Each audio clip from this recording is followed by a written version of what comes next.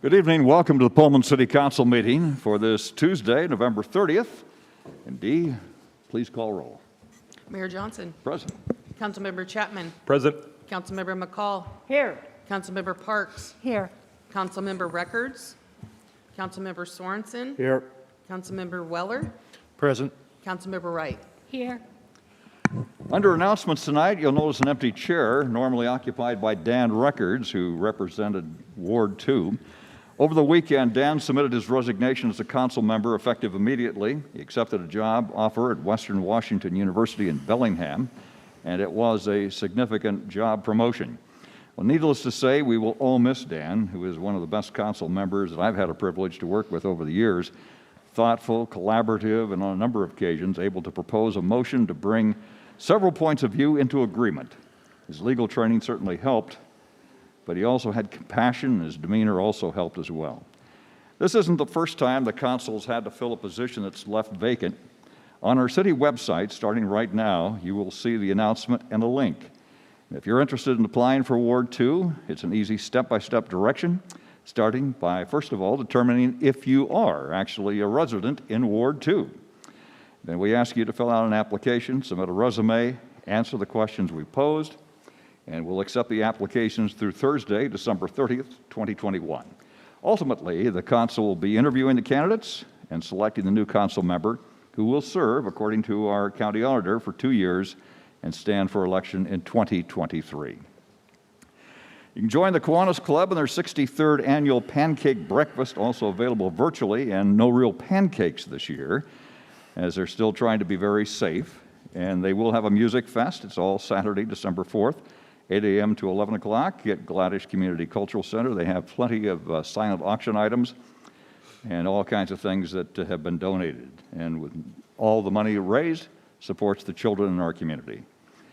Also, the 4th Pullman Festival of Lights Festival will start at 4 o'clock at the Pullman Heritage Depot.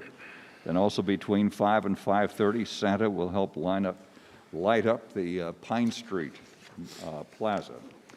On Thursday, December 9th, WSU celebrates the results of the Gateway Project. You can join the students from 5 to 6:30 at the Elson Floyd Cultural Center as they share their master plan concepts and projects for connecting downtown to the WSU flagship campus. Light refreshments will also be provided. And then you can also join WSU President Kirk Schultz and First Lady Noel Schultz for their community holiday open house on Thursday, December 16th from 5:30 to 7 o'clock. More information at pullmanchamber.com. So those are the announcements tonight. Our first is a presentation of financial staffing update from our City Administrator, Mike Urban. Thank you, Mayor. Good evening, Council. For you tonight is the third quarter financial update and staffing update. I do want to apologize for sending you a new slide deck this afternoon. As I was tidying up my notes, I found the note from the last time saying, let's try it in a different order where the revenues and the expenses from each fund would go back to back. So all the information that you had previously is in here. I've just reordered it, and if you follow along with my email today, that would be the best. If you don't want to watch this, and the folks that are following along at home, I'm sorry. I'm going to do my best to be more proactive in the future. So let's see. Next. Hey, it's working. Okay.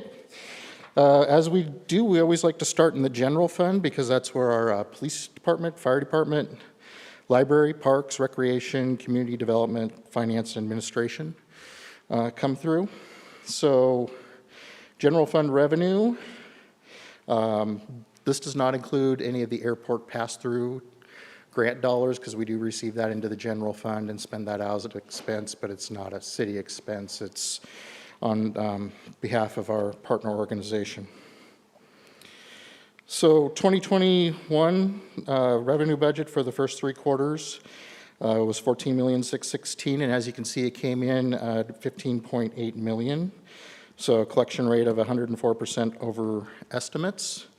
And this includes some of the things we like to keep an eye on is our liquor-related items were up 5.3%, and our marijuana tax-related items were up 9.2%. When I originally printed this our admissions tax was down $250,000 against the budget, 12% collection rate. But since then, we have received a $210,000 check from WSU for their part of the admissions tax.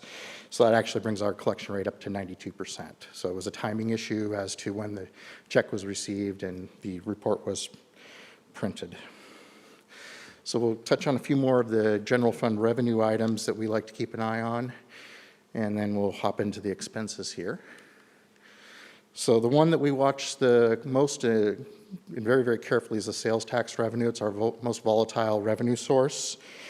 As you can see, we're down over last year at the same period by $522,000, or $522,000 of why we're down was one-time construction sales tax. And so that's the type of sales tax that comes in once for all the siding, roofing, those types of items. They're not ongoing sales tax items, say like at a grocery store that charges for prepared meals, where we're going to expect to continue seeing some items. So we're still tracking very strong on sales tax, especially compared to budget, because we were expecting 50% attendance at WCF football games this year, and as you know, there were full attendance opportunities as long as everybody was masked. So we're still seeing some of those dollars come through. I have another sales tax report to download. I want to get, tomorrow's the first of the month, I want to get it out to council on Thursday, if at all possible, and so you can see where those numbers are coming through at. Okay, next item, property tax revenues.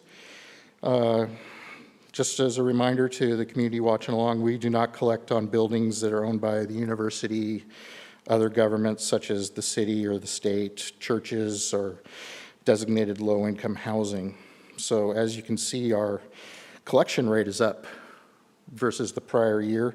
Part of that is due to the fact that there wasn't a lot of home sales going on at a particular part of the year, because when somebody buys a home, they need to settle the property tax at the time of the sale. And property sales have increased in 2021. One of the other things that we like to follow along here, because the unemployment rate does have some bearing on whether the property tax gets paid timely or not. Whitman County is at 3.1% unemployment versus the state at 4.1. We're back down, we're tied for third for lowest county unemployment. Asotin is still 2.6, and we're right down there with Walla Walla and Adams County. This is also very critical, property tax collections, for making sure we make our bond payments timely on the A and the B bonds from 2018. Utility revenue came in at $1.978 million versus a budget of $1.854. This is an important fund, or important set of dollars too, because utility revenues, part of it also goes into transit and our streets. So our collection rate's 106%. Natural gas over the same period, up about 6.3%. Electricity up 3%, and the city-owned part of the utilities are down about 3.4% for the first 3 quarters. Don't forget, first 2 quarters, a lot of the students were gone.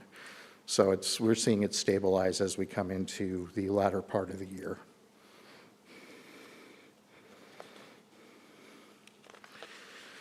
Building permit revenue, a lot of the revenue increase year over year can be found here. As you can see, it went from $208,000 to $612,000. Good indicator for future building activities, including that one-time construction sales tax. So our collection rate is 165% over estimates. They continue to remain steady downstairs as far as processing permits go. As you can see, if driving around town, especially on the northeast corner, there's a lot of dirt being moved around even to this point in the day. So that's the end of the general fund revenue. Let's hop into expenses really quick. Oh boy, I did it to myself again. So general fund expenses were 16.5 million against a budget of 17.9 million. 91.8% expenditure rate against that budget. Overall, the same period, expenses are up 1.68 million or 11.3%, but a lot of that is, if you remember last year, I held back on a lot of those interfund transfers. In the second quarter, I didn't do those until the fourth. Well, this year we did them right after the second quarter and the third to try to start smoothing this line out and show that 2020 was just kind of a one-year off thing. So really, when you look at it, you compare it to 2019, they're very, very similar. With that, I'm probably not going to mention the interfund transfers again for the rest of this presentation. They're kind of always out there. We'll talk about other expenses and the funds that might be off, but we have caught up and we continue to fulfill our interfund responsibilities. And then another note about expenditures versus the past. During the last budget process, I worked real hard with the department heads to be a little more strategic about their estimating. So you'll see a lot of these as we go on. They're in the 91% rate or that. We're trying to get away from the, well, I gave back X amount of dollars in the budget, because that just means it was tied up somewhere else that it couldn't be used to spend in other places. So when you see some of these things, it's not like our staff and department managers are doing something, not doing something wrong. They're actually doing something right now and being a lot more strategic and thoughtful about putting their budgets together. And it's been really great to work with them on that. So as I mentioned, the admissions tax item from earlier too, that's an extra $200,000 of revenue that normally would have been reported in the third quarter. It's going to be reported in the fourth. But if you look at our difference between revenue and expenses, the expenditures did exceed revenues by $621,000. Not unexpected due to the timing of cycles. Overall, I think the most important thing to know is our department heads are budgeting, they're a little under budget on a lot of places, but our reserves continue to remain healthy in the general fund. So talking about some of our specific general fund items, we'll talk about the legislative expenses. As you can see, we're at expenditure rate of 89.5% against the estimates, up over last year. The increase is primarily due to election and voter registration fees from the Whitman County Auditor. As you can probably see by the memo that John Davis sent today regarding the budget amendments, there's a note on there too as to where those dollars and how they're coming across. So we're up $93,000 versus the same period last year. And we're still, though, under budget in that part of it. Next department, we look at the finance and administrative expenses. This also includes the clerk, HR, the attorney. We're at an 86.8% expenditure rate, $1,045,000 against a $1.2 million budget. We're down last year almost $900,000, and a lot of that is attributed to the City Hall construction. We had some CIP dollars tied to this, and it happened to flow through these funds. So really 2020 was a high year. We're still below where we were looking in 29 and 18 for actual expenditures. And another piece of that too was taking the insurance that the finance department used to absorb for the entire general fund and start allocating that into the departments to make sure that everybody's paying their fair share. Law enforcement expenses, about $5.4 million of expenditures against a $5.679 million budget, 95% expense rate against the budget. Over the same period, up about 9.4%, $464,000. And that increase is really directly attributed to the insurance, as I mentioned. overtime staffing a little bit, but one of the big things is the left one retiree increases. We don't have more left one employees. That system has gone away. Everybody is left two or more. But as these left one retirees start to go into long-term care facilities, the city gets the bill for that every month. And there's one in fire and one in police right now. Okay. Fire and ambulance, $5.6 million expenditures on a $5.862 million budget, 96.2% against the estimates. Over the same period, it's up about 23%, and that's again attributable to the insurance. Allocating part of the dispatching costs instead of having police absorb all of that, putting fire's correct part towards them. There was some staffing increases too. We have the 3 safer hires. Previous year we added 2, and the previous year we had 2 more on top of that. And then we did have some grant reimbursed overtime. We got that training grant.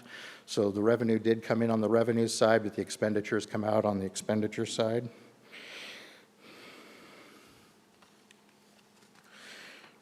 Community and economic development. This is planning, protective inspections, our building inspectors, and our economic development. $954,000 expenditure on a $944,000 budget, 101% expenditures against the estimates. The difference of the $9,468, almost all of that, actually all of that and then some can be attributed to increase in professional services for the comprehensive plan review for Burke Consulting. This year's expense for that was $29,000. So without that extra expense, they actually would have been under their projected budget. So part of the budget amendments you're seeing in that memo that was sent to you today brings us back to right in the planning department.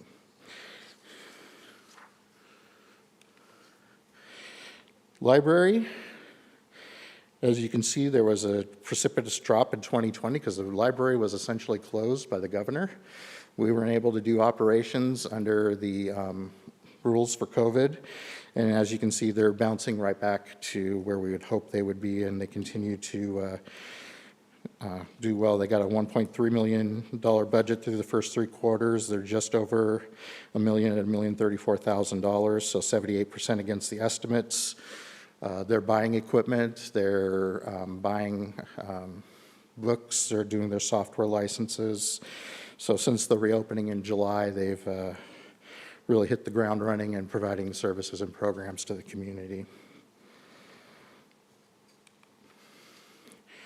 Parks and Recreation, 2.197, about $2.2 million worth of expenditures against a $2.7 million rate, 81 budget, 81% of estimates. Increase versus last year, again, a lot like the library, we can start having more activities and of course the distributed insurance going to the new rec center. So based on the square footage of the building, there's a preponderance of some of that insurance going over to the rec department. But really it comes down to we're able to offer more services. We would love to have more people to be able to offer more services. I'm sure everybody's heard about the lifeguard shortages at the pool and those types of things. And then just finding coaches to be able to get the kids' youth sports going.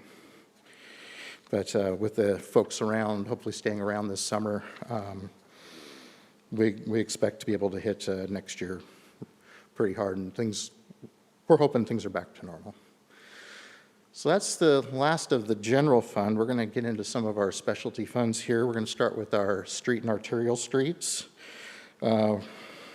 Revenues of $3.179 million against a $3.54 million budget. So we're a little bit under, but again, there's a utility component that touches some of this, and as you saw through some of the utilities in the general fund, some of those items are down just a little bit.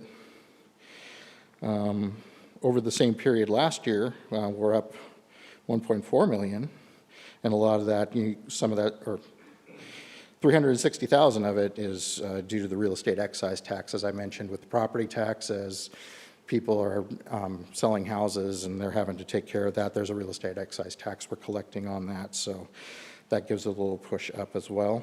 And surprisingly enough, the fuel tax has come back around, and now we're up $25,500, or about 9% versus this period last year. So people are getting out and traveling more as well. It was a lot lower earlier in the year, but since COVID has come up, that's improving. I'm sorry? Expenditure-wise on the same funds, $3.3 million against a $5.069 million budget. Expenditure rate of 65.7% against the estimates. So the difference between this year and last year have been a couple of those street projects, most notably Spring Street and the extra sidewalks that we were doing this year. We're still quite a bit below budget. We're expecting to get into some other street projects that just haven't come to fruition yet.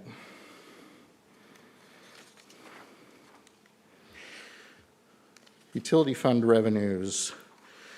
We're looking at $10,427,000 worth of income against a $12,148,000 budget, 85.8% collection on estimates. Part of the timing was due to the WSU receipt. We did receive $460,473 from them just after this period closed. So timing issue, checks in the mail. But because we're having to draw the line somewhere, that's how it looks. So things are slightly better than what they look like on paper. Shutoffs for utilities, council has discussed that and assigned staff to make sure that those folks that are past due know that by February of 2022, not 21, Mike, 22, we're going to start looking at shutoffs and payment plans again. So we're sending out our second piece. It's going to be a direct mail piece to those folks that are over, and that should go out Thursday. I think they were stuffing envelopes earlier today and trying to get people on payment plans, making sure that they can do that. And if they qualify, there's still direct financial assistance through the Community Action Center at that 509-334-9147 number. So we want people to make sure you call Community Action. You might be able to get some help. If not, when we send a item for a payment plan, please fill it out and get it back to us. We'll work with you to get you back into back in between and keep your water on. Utility expenses, $7,070,000 worth of expenses against a $15.3 million budget. The decrease is associated with professional services versus last year, but a lot of projects are picking up the momentum, and we're getting through some professional design work on some CIP items out at the wastewater treatment plant and those things. So it was a timing issue of getting some work done, but we continue to remain on track. Having the development engineer and the development inspector has taken a lot of off of Clayton and Kara's plate so they can work on our CIP projects specifically. And that's been a really great help to improve customer service to the folks that deal with the developers that deal with the city, as well as some of the work that we're trying to do here as a city.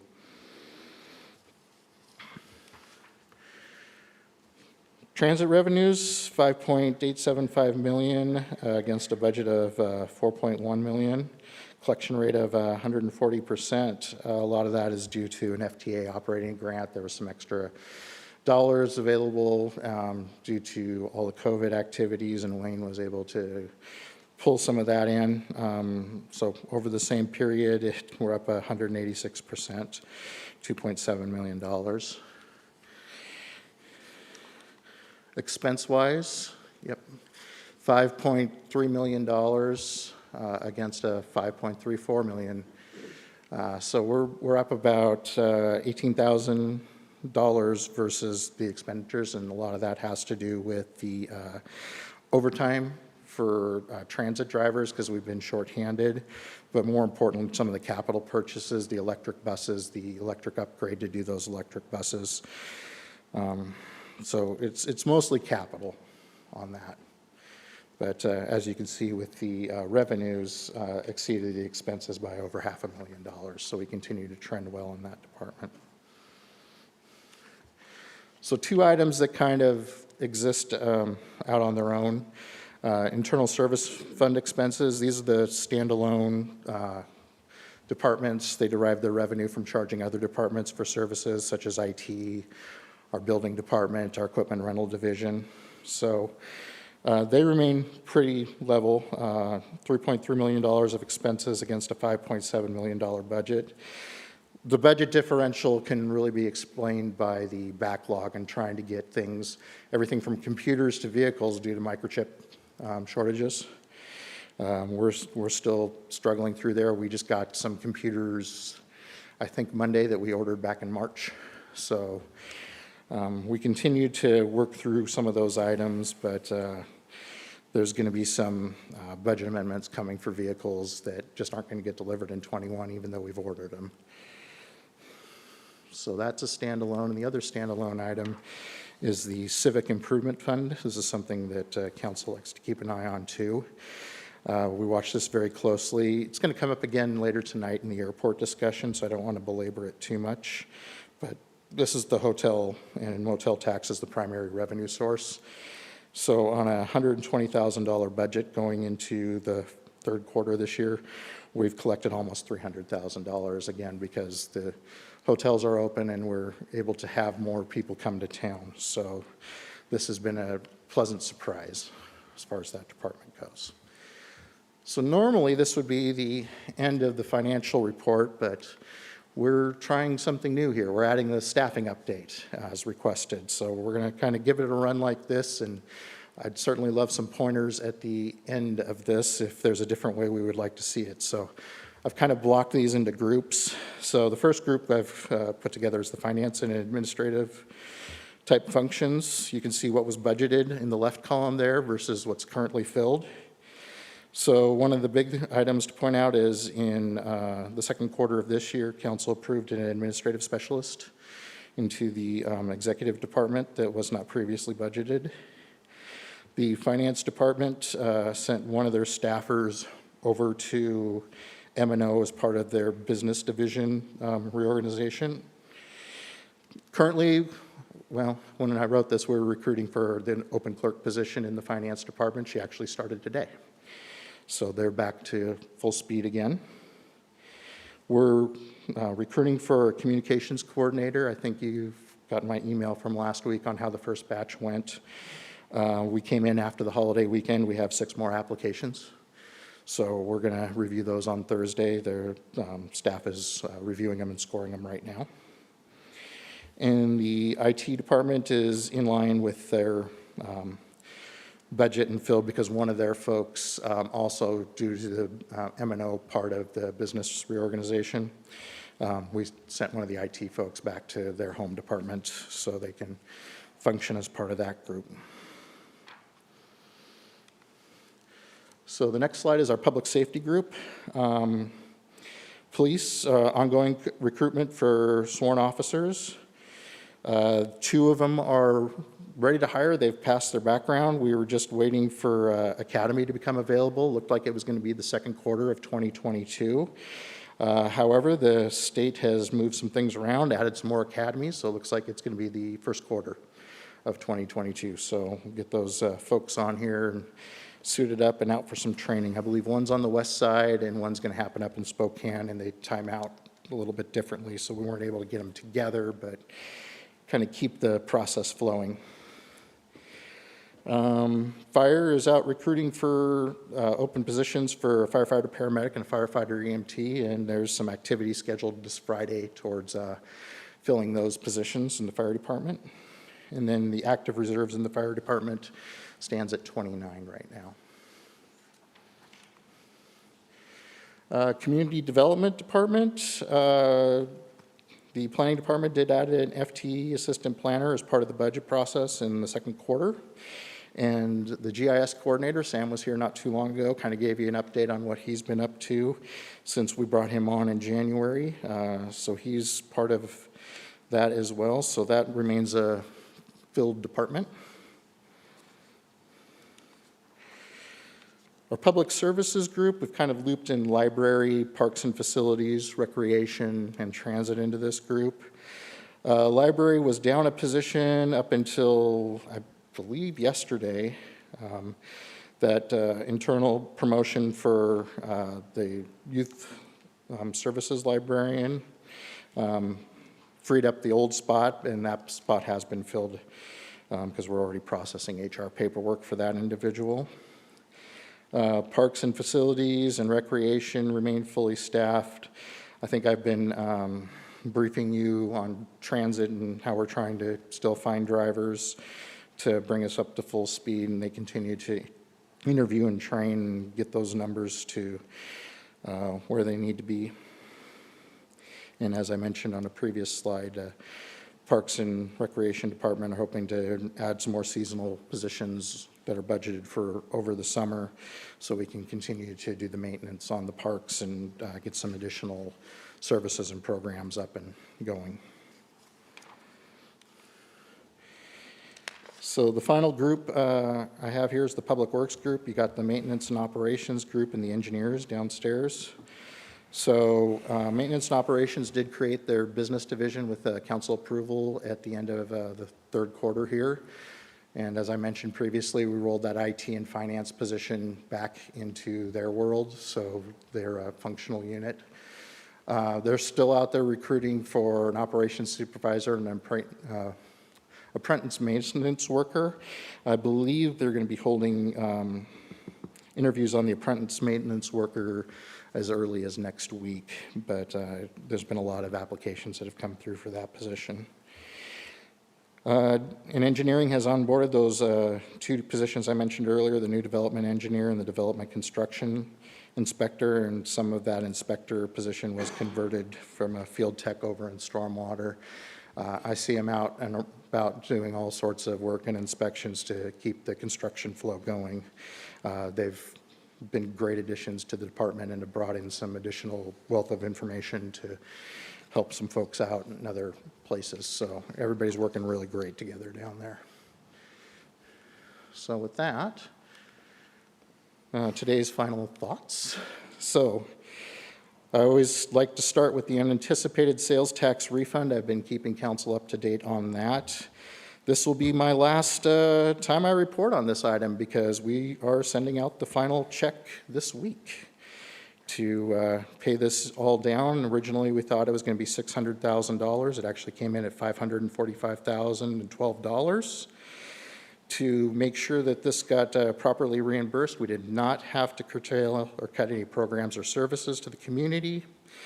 And we were all, it's just a one-time thing. We've opened up the dialogue with the folks that asked for the refund, and I don't expect to be surprised by this again, and they're watching their items as well. American Rescue Plan, timeline to spend out the American Rescue Plan dollars is a lot longer than the CARES dollars.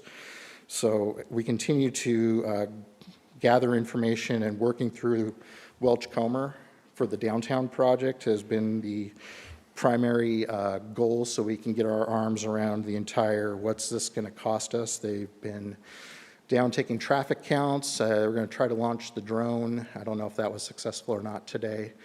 To do some work. I wasn't aware if it was windy or not, but they're collecting additional data so we can come up with a final cost for this project and come back to council and say, okay, now we're ready to look at these American Rescue Plan dollars holistically and see where we want to go, knowing that downtown is the #1 goal.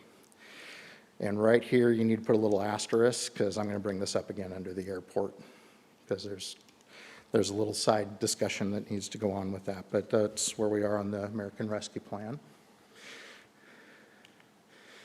Budget amendments, as I mentioned, the finance director got her memo out to you, and again, we apologize for not being able to get it onto a council agenda. Just with the holiday and the roof blowing off and having to relocate finance, it put some other things in motion. It just conspired against us. So the roof will not blow off next year, and we'll be more timely with that. But if you haven't had a chance to look at your email, please do. If you have any questions between now and then, don't hesitate to reach out to John or myself. Okay, so that's on budget amendments. And then the Pullman Moscow Regional Airport Terminal Finance Commitment. When this was originally planned 2 weeks ago, I was going to kind of set up tonight's conversation. So since we're having the conversation tonight, I'm just going to kind of end my show here and save that for a few minutes. But I'd be happy to answer any questions or address any concerns if Okay. council. Nathan, then we'll go to Brandon. Thank you, Mr. Mayor.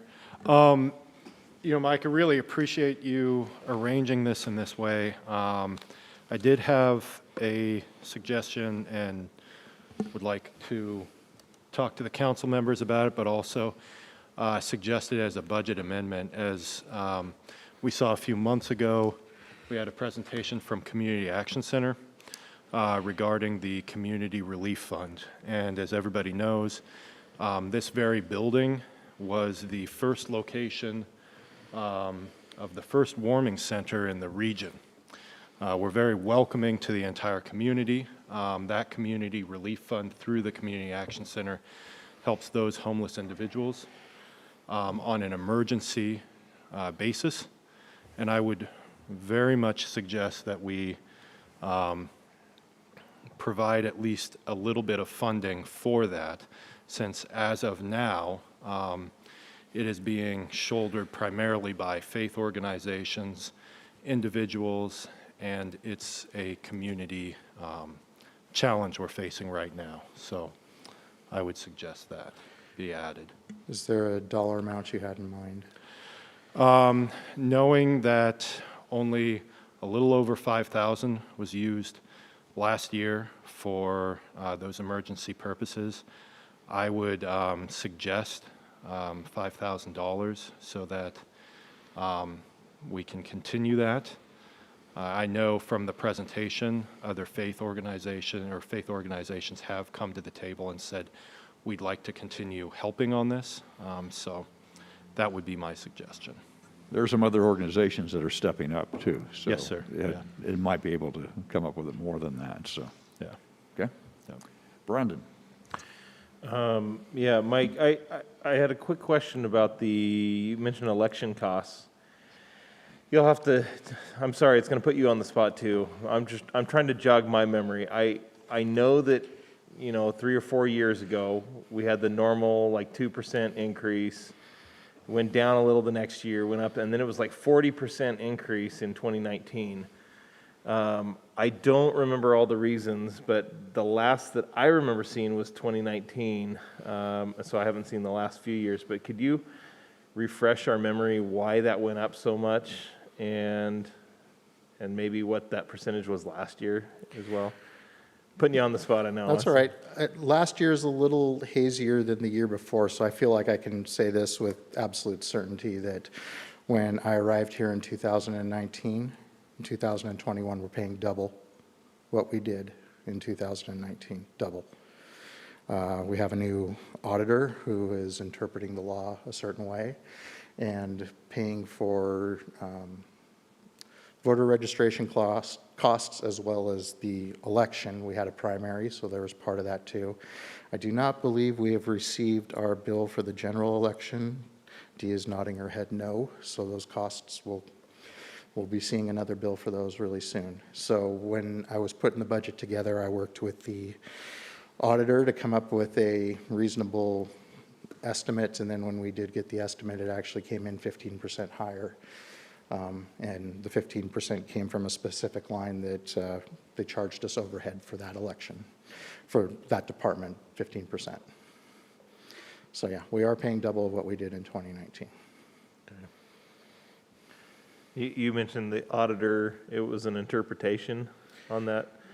Is there any recourse for us to have a different interpretation and have legal, clout to that? I sat on the other side of the table where you were sitting. And I got no complaints about the auditor. I mean, I've enjoyed, we don't have that many issues, so. When we did the first write-in, Yeah. or mail-in campaign, and we asked for a detailed explanation, and what I received where I was a city council member is because we can. And there is RCW saying that they can charge for a reasonable rate for the elections. Okay. This is something that has been kind of gnawing at me since I got here, and trying to get to a better answer with the elected auditor is one of my most important goals, especially coming out of this one and seeing the extra dollar amount in that column. Yeah. The voter registration fees, certainly, it's based on population, here's the number, but the election costs, and they've even added the pamphlet that they mail to everybody, we're now picking up the fee for that as well, for our portion of it for the city. And also cleaning the rolls, too, when people move that have not turned in their voter registration for their new location, which we've always tried to encourage our residents, because we are so transient in our nature here, to make sure they register someplace else. Otherwise, we get called for that, and they charge us for that as well. I appreciate it. Thank you. Any other questions? Al? Mike, I'd like to go back to the admissions tax collection a little bit. What is the rule, or when are the admissions supposed to be paid to us by the people that collect it? They're due quarterly. So when the quarter ends, they have until the end of the next month to get it in. So October is when, or actually, I think admissions is off a month. I want to double check that to make sure it's not a pure quarter, that it's not, you know, a regular quarter, which would have ended in September, would have been due in October. I think our quarter goes a month earlier, so I want to follow up and give you the right answer on that. But as far as getting this admissions tax, we did call the university and asked them, because it missed the deadline. And it was a check-in-transit issue with some new staff over there, and we sent them over some information so they can be more timely in the future. Okay, and then one other question in regards to the admissions tax, specifically to WSU and maybe football games, we'll just use as an example. Are we paid the admissions tax off of ticket sales or actually people that walk into the stadium? Both. So the ticket sales, No, I mean, let me rephrase this. If you buy a season ticket and then you don't go to the game, are we getting paid off of their season ticket that they bought? Or do they have to go to the game for us to get the admissions tax? we're paid off of the season ticket that they bought, whether they go to the game or not. Okay, thank you. Any of the single game tickets is in addition to that. Yeah, I get that. Thank you. Okay. No other questions? Thank you very much. Sure, I just Mike, for got that. one quick question just to follow up on Nathan's item on the community relief fund for $5,000. Is it just a head nod or something from council? Is that something you'd like to see in the agenda item that comes on the 14th, and I should have Jonna go ahead and add that? It would also be helpful to show what we've given in the past, too. Right. And I think we can get numbers from Jeff Guyette as far as what their funds have usually run, so we can at least, because otherwise, we don't want to be the 100% payer on it, because there's other groups in the community that are all participating as well. Okay, I'll get a little legwork in and get an email out to council, provide some background on it, and then follow up with several of you individually as the days go on going into the 14th. Great. Thank you. Thank you. Next on the agenda is the consent agenda. These items are considered routine in nature. The council's had a chance to look through all these items ahead of time. Do I hear a motion to read by title only? So moved. Second. Moved and seconded. All those in favor signify by saying aye. Aye. Any opposed? With that, Laura McAloon, our city attorney. Thank you, Mayor. Your consent agenda consists of a motion to dispense with the reading of the minutes of the regular meeting of November 16, 2021, and approve them as submitted. A motion to approve disbursements for accounts payable checks numbered 104974 through 104993, electronic transfers 3738, 781, and 787 through 792, payroll direct deposits numbered 72452 through 72806, totaling $1,343,900. $377,460.51. A motion to approve disbursements for accounts payable checks numbered 104994 through 105056 totaling $690,629.33. A motion to approve disbursements for accounts payable checks numbered 105057 through 105139 totaling $387,921.94. Resolution number R-68-21, a resolution authorizing the acceptance of state capital grant number PTD 0508 for Pullman Transit and providing for other matters properly related thereto. And resolution number R-69-21, a resolution authorizing the acceptance and execution of the First Amendment to Operating Grant Agreement number PTD 0247 between the Washington State Department of Transportation and Pullman Transit. Is there any item the council would like out for discussion? Seeing none, the consent agenda consists of items 1 through 6. Do I hear a motion to approve? So move. Second. Moved and seconded. All those in favor signify by saying aye. Aye. Any opposed? With that, we now move to the regular agenda. First of all is a resolution amending the fee schedule for parks and recreation programs and facility use effective January 1st, 2022. With that is our Superintendent for Recreation, Kirk Damon. Thank you, Mayor and members of council. Annually, the Public Services Department reviews program and fees and facility charges for the upcoming year and presents them to City Council for their consideration and approval. At the Parks and Rec Commission meeting on November 10th, Commission members endorsed those modifications and additions to fees that I will now present. Before I get started, and as I explained to Commission members, staff really analyzes those fees and charges that are affected by outside factors such as minimum wage, which is going to go up approximately 80 cents next year.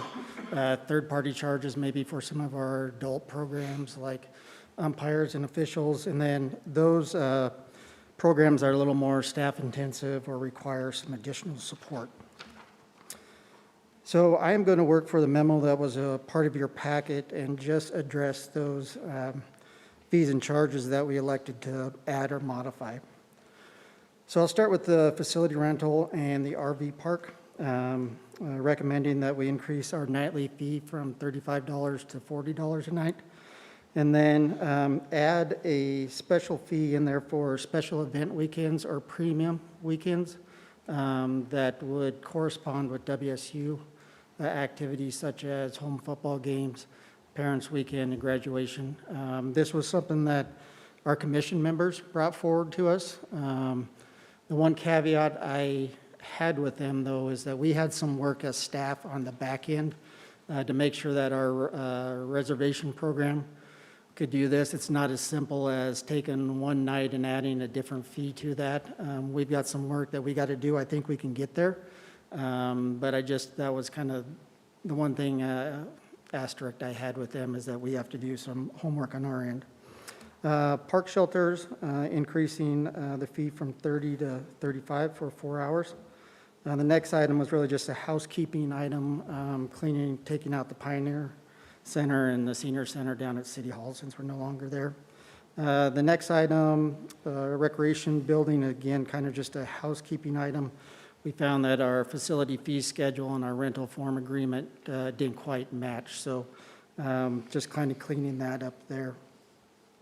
Youth sports, we added a new program this fall that we wanted to get in here, is our NFL flag football program, sponsored by NFL. And part of that is each player gets an individual NFL replica jersey, and that was kind of a big hit in their own flag set as well. So that fee would go from $65 to $70. Our preschool, increasing our daily fee for 3 hours from $16 to $17. This would take effect for next, we follow the school district calendar year, so that would start in September of next year. Then our adult sports, raising our co-ed softball fee from $500 to $555. And really, this is just bringing the co-ed program in line with our men's and women's programs and what we basically charge on a per-game basis. Next is the Aquatic Center, increasing our day fees for adults from 5 to 6 and families 14 to 15. You can see our monthly charges, youth and seniors going from 22 to 25, adults 32 to 37, families 86 to 99. You can see our quarterly charges and then our 12-month all increasing. It's about an average of 13.5 to 15.5% increase. We have not had an increase to our aquatic membership since about 2018. And as I kind of mentioned, looking at minimum wage in that same time period, minimum wage has increased from $11.50 to almost $14.50 in that same time period. It's almost a 26% increase. And really, you look at the Aquatic Center, and the majority of our staff up there are, that would kind of fall into this minimum wage, or their wages based kind of on how minimum wage increases. Our employee memberships to the Aquatic Center, those are done through a payroll deduction, and those are based on memberships that are sold at a 20% discount, which we offer to the public in the months of May, September, and December. So there's just a change in what those monthly rates would be to employees. Our group swimming lessons per session, all those for parent-child, learn to swim, adult, increasing 50 cents per class. And then aerobics, $30 for a 15 punch pass or pay the daily admission.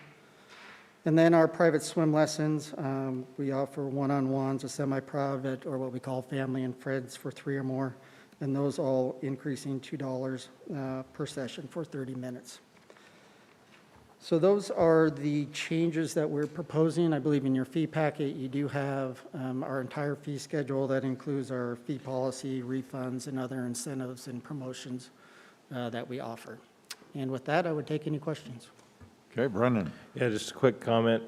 Kurt, seems like anywhere we go now, dynamic pricing seems to be the norm. And I think it was one of our council retreats, we talked about the fee schedule.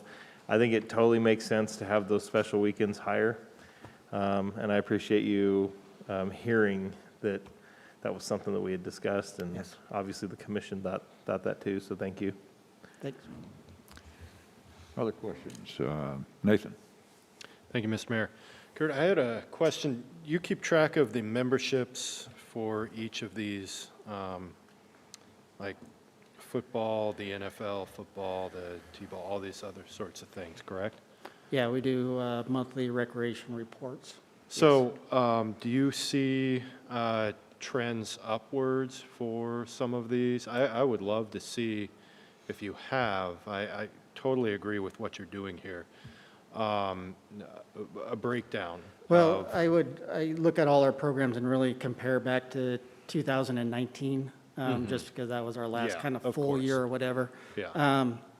And say our youth sports, I would say we're probably around, I'm going to say maybe 85% of where we were in 19. We're not back completely. However, I would say this past summer was probably one of our best summers we have ever had in my 21 years here.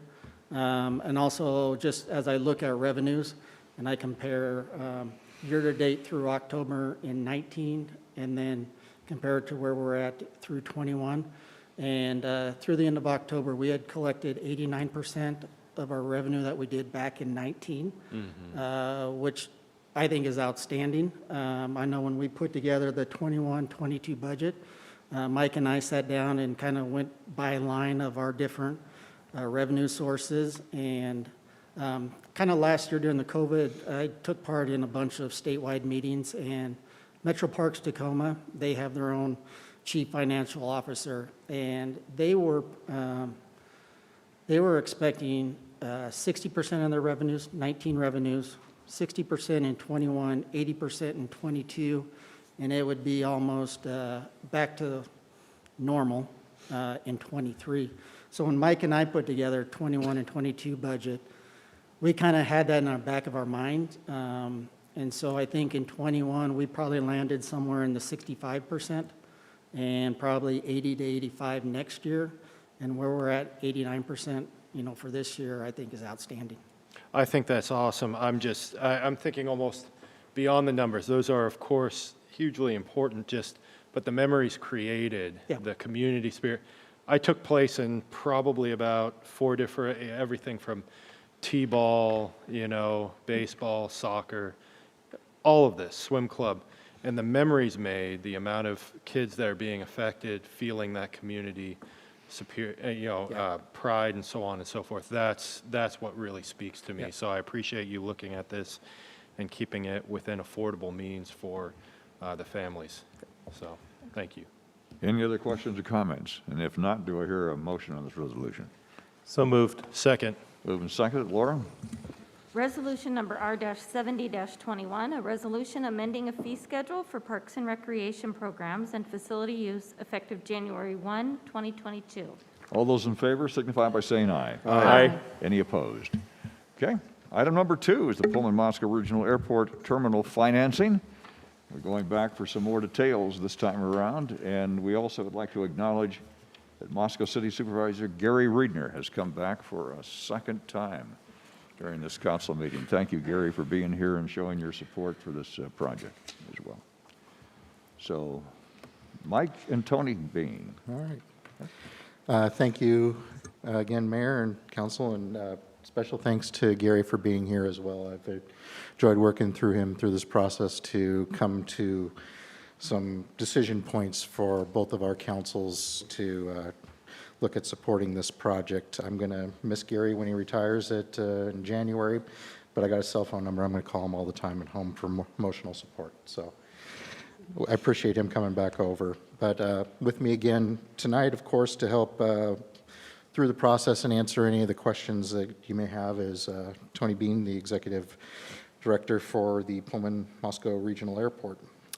So at our last council meeting, Tony and Tim Dacey from the project manager from Mead and Hunt were here to give really a construction overview as to what has been going on with the airport, what some of the challenges have been, and we're going to touch on some of these things again as we get through this agenda item as far as timing and timelines go.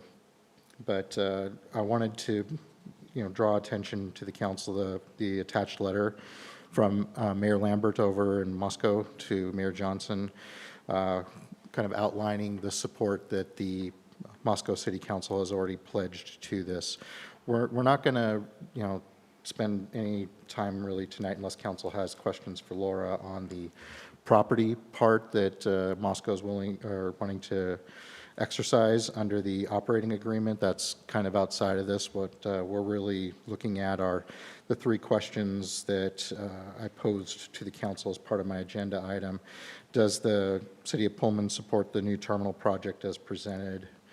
Does the City of Pullman support a local financial contribution to the project, and if so, at what amount? And then does the City of Pullman support cash flowing this project up front with some reserve balances to help along some of our local entities? And I'm prepared to talk about the second 2 items, but I wanted to give Tony a chance to speak directly on the first item as far as the construction goes, the timeline, why it's important now to make this move from the City Council. And so with that, I yield to Tony for a bit. I appreciate it, Mike. Mayor, members of the council, thanks for having me back. We discussed the terminal project in the presentation, and the timeline really is critical because the funding that we're using that's outside the FAA currently is CARES funds. The airport did not qualify for ARPA funds or CARISA funds or any of those others, and CARES funds have a very specific timeline tied to them. Once we open a grant with the FAA, we have 4 years to spend the grant. There is no extension, there's no exceptions or any of those things.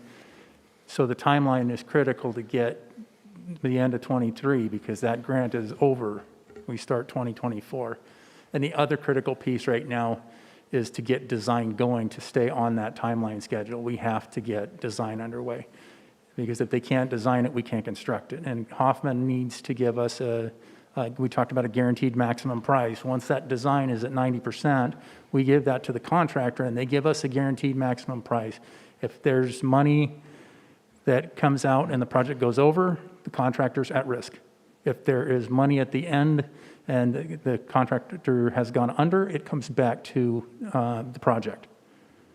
And so the biggest thing about getting the design done is making sure we can get that guaranteed maximum price, because the FAA cannot release a grant without it. It is considered a bid, and we have to have a bid for them to release the remaining CARES funds that we have, and we have to have a bid to be able to release Tier 2 discretionary funds that the FAA has programmed already for the project itself. So the timeline is very, very critical. Okay. So with that, I really wanted to kind of touch base and have a thoughtful discussion about the dollars and what Moscow has done and what this council would like to do. So for a lot of this discussion, there's an attachment to your agenda item that's marked 2021-1018 funding program. And if you're looking at that, what I'm looking at is really that bottom right-hand quarter where it's talking about potential local match. So going through the process, and there was always going to need to be a local match, especially when you're talking about grant funds. So as you can see in the gray area on there, there's these are the partners that we're aware of right now, other than unknown being really a catch-all for everything. So the local needed to get this project to where the folks think it needs to go is $7.1 million.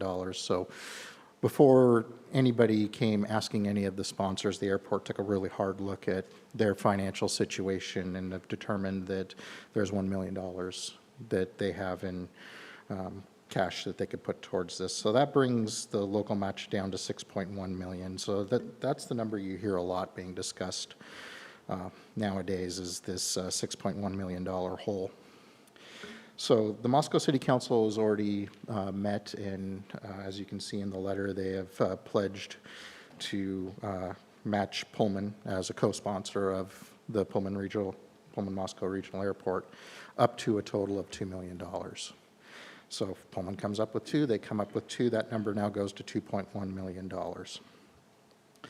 So Jonna Davis and I spent a lot of time looking at dollars and where money sits and what could be available. And, you know, for discussion purposes, I just thought a good place to start would be 2 particular pots of money. And the first one, and like I said, I'm not particularly advocating for it tonight, I'm just pointing some of these things out. One of the big differences between the terminal project and the runway project is the terminal project does qualify for lodging tax dollars. So several weeks ago, when the city council put the Lawson Gardens building on hold, there was the bond dollars that were attributed to the Lawson Gardens building, and those were redistributed to go back out into the parks and do other things. There was also a local match that we were holding back $700,000 in the lodging tax fund to take the bond dollars, and that's how we got to the 1.4 million, 700 and 700. So that $700,000 in the lodging tax fund is still there and attributed to the Lawson Gardens building. And if the Lawson Gardens building isn't going to be built, that money could now be available for this type of a project. So that was just kind of the first place we started as a suggestion. Second place we looked at was those American Rescue Plan dollars, and I promised I was going to bring this back up. But one of the items in the presentation when I went over to Moscow, and they talked a lot about some of the different pieces of the project going on, and one that caught my eye is there's a stormwater piece that needs to be done to as part of this full project. Now, stormwater work is directly, there's a nexus for that for the American Rescue Plan. Those dollars can be used for stormwater projects. And the airport is in the Pullman city limits. So it is not a stretch to say that $800,000 of that stormwater project, which is, I think, about the total of that, like 835, but I'm just gonna. Yeah, it's a roughly. Roughly. If we parceled off $800,000 of the American Rescue Plan dollars, that would still leave 91.7% of the American Rescue Plan dollars available to put towards the downtown project. And if we parceled that off for this, well, now we're up to 1.5 million. And Moscow's looking to match us up to 2. There's a few other places we can do. I'm certainly not going to advocate for using general fund dollars for this, because trying to keep our general fund items going along. You know, with the terminal, or with the runway project, I know there was interfund loans and some general fund dollars were put off to the side. I'm not ready to suggest that to council unless that's a direction you send me to. But the last piece that I offer on this is, you know, that 1.5 million right off the top, that still leaves 1.5 million in reserves in that lodging tax 120 Civic Improvement Fund. And that does not include the set aside for the $250,000 for the air services grant that Tony was here last December about. So that money sits there on its own waiting for the carrier. And there's still another 1.5 on top of it that some of that could certainly be used for this, since we're using, or since I'm suggesting $700,000 for that. So to get from 1.5 to 2 million, I think we can certainly do that if that's something, direction the council wants to go. On top of that, the cash flowing issue. Actually, I'm going to stop there for a second for some discussion before I start throwing too many more things on top of this and we have to go back. So what Tony's looking for tonight and what we're hoping for is some sort of commitment from the council so Tony can go out and start fundraising these other entities you see at the bottom of that page, like the universities. I believe you met with the county very recently, or they're considering some. Yeah, we're setting up meetings with a .09 application with Whitman County. And I know that Latah County is discussing ARPA funds and some of the things that could be done with that, and we'll have a discussion with them as well. But it really, the success of the runway and our ability to do that jointly really rested on the sponsors starting, as the owners, the two cities really starting the energy, and then everybody else starts picking up that momentum. And that's what was a great success with the runway. And we're trying to find a little, a similar model with the terminal building. Sure. And the people that I talk to about this out in the community, the question keeps coming up is, well, what are the sponsors doing?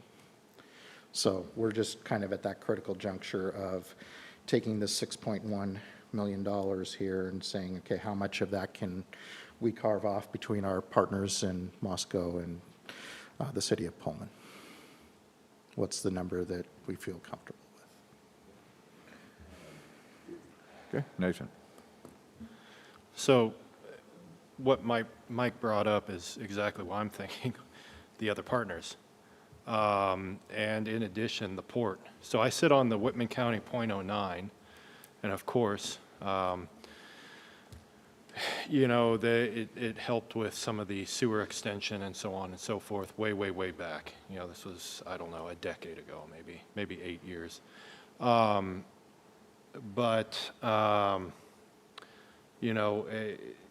assuming you're reaching out with the port, and it sounds like Latah and Whitman County.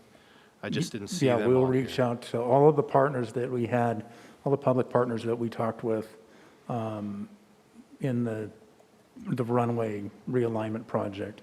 We will talk to all of those partners and ask them for a decision as well. And when we started with the Whitman County also brought in the port to that discussion. So that's all part of the whole plan. And your feelings on how, amenable, agreeable they are to, assisting with this. I mean, the region here, as far as good faith investment in public and public infrastructure that matters, that actually provides a return, which I think it's an easy argument to provide a return on the airport side of it as far as quality of life and our ability to do a lot of different things. And the fact that we're leveraging federal funding, it's astonishing. is when you just look at let's just take the city of Pullman and the city of Moscow's investment. So for $4.5 million, assuming that 2 can be generated, that leveraged $219 million.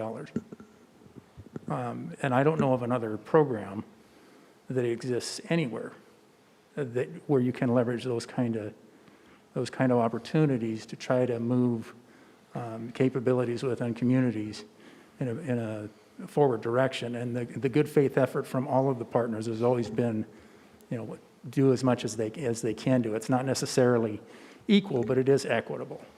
Okay. And I've never seen anything that would lead me to believe that wouldn't be the case. Okay, I know just previously, and don't get me wrong, this is essential for the future of this region. I totally believe that. But also understanding the Port and Whitman County, at least a ways back, year and a half or so, a big focus of theirs was on their own airport that was outside Colfax. Mm-hmm.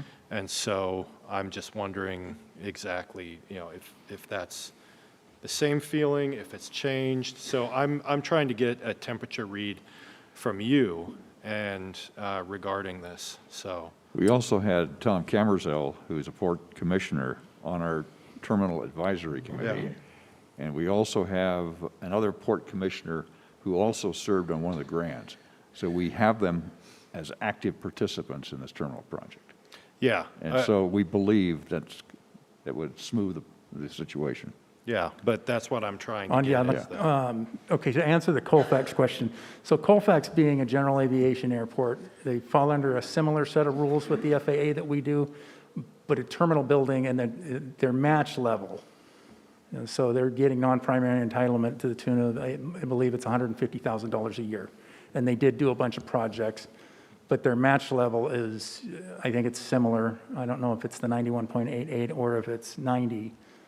But they have their own capital improvement program, and they manage that airport quite well, and it fits a different niche. It fills a different service opportunity for aviation than what a commercial airport would do. The difference with the terminal program is just the sheer amount of ineligible items.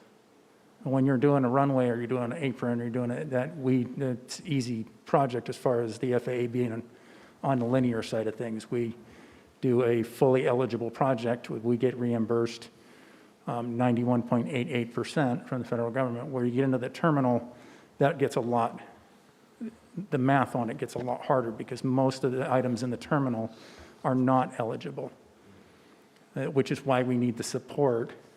The money's not going to match the federal money so much as it goes into the amenities that we need to be competitive with the terminal and with our air service efforts moving forward. And I think it would be helpful too right now to mention the fact when we talk about the total amount for the terminal, it's not all building. No, So the please, building's let's 20. just set that right with the council and with the audience who's watching as well. Yeah, so the terminal, when we talk about a terminal, we're not talking about spending $61 million on a building. I wish. It'd be an amazing building. The building itself is about 20, but we are building a greenfield site, so we have to start from scratch. All of this, as Mike alluded to with the stormwater, all of the stormwater infrastructure, all the efforts that we did to try to get sewer up there and working with the state to try to do that and get utilities extended. There's fire flow that needs to be extended to that site, so the hydrants need to go in. All of the paving needs to go in for the ramp, and then the building site itself needs to get set. And then you've got a $17.5 million apron to park aircraft that now has to collect de-icing fluid from aircraft, and we've got to deal with some different rules with ecology on how we're going to dispose of that. So there's a lot of other costs. The building itself is probably the lower item in a lot of ways because it's a $20 million building, but that's the piece that we can work with and expand over time. So a lot of it, if it was just a building, $20 million wouldn't be as difficult as trying to build the right site. But we looked at the existing site and trying to figure out how to do something with that, and there is just no practical way to make that not a sunk cost to the public. We also I've had a comment about, well, how come you can't just put it on the other side of the runway? Well, if you think moving 10 million cubic yards of earth was a lot, we'd be up into the 15 just to get a full parallel taxiway, because the FAA doesn't build a building on its own. You got to have the access for it. So it just wasn't tenable, wasn't feasible from a financial standpoint. So when we're talking about terminal program, it's the terminal, the apron, the parking lot, the stormwater infrastructure, all of it. But we have to start with something, and then when we get to expanding the building, we're never going to expand a building because we want a bigger restaurant, or because we want another place to sell, concessions. It's always going to be because we need gates, and gates are fully eligible.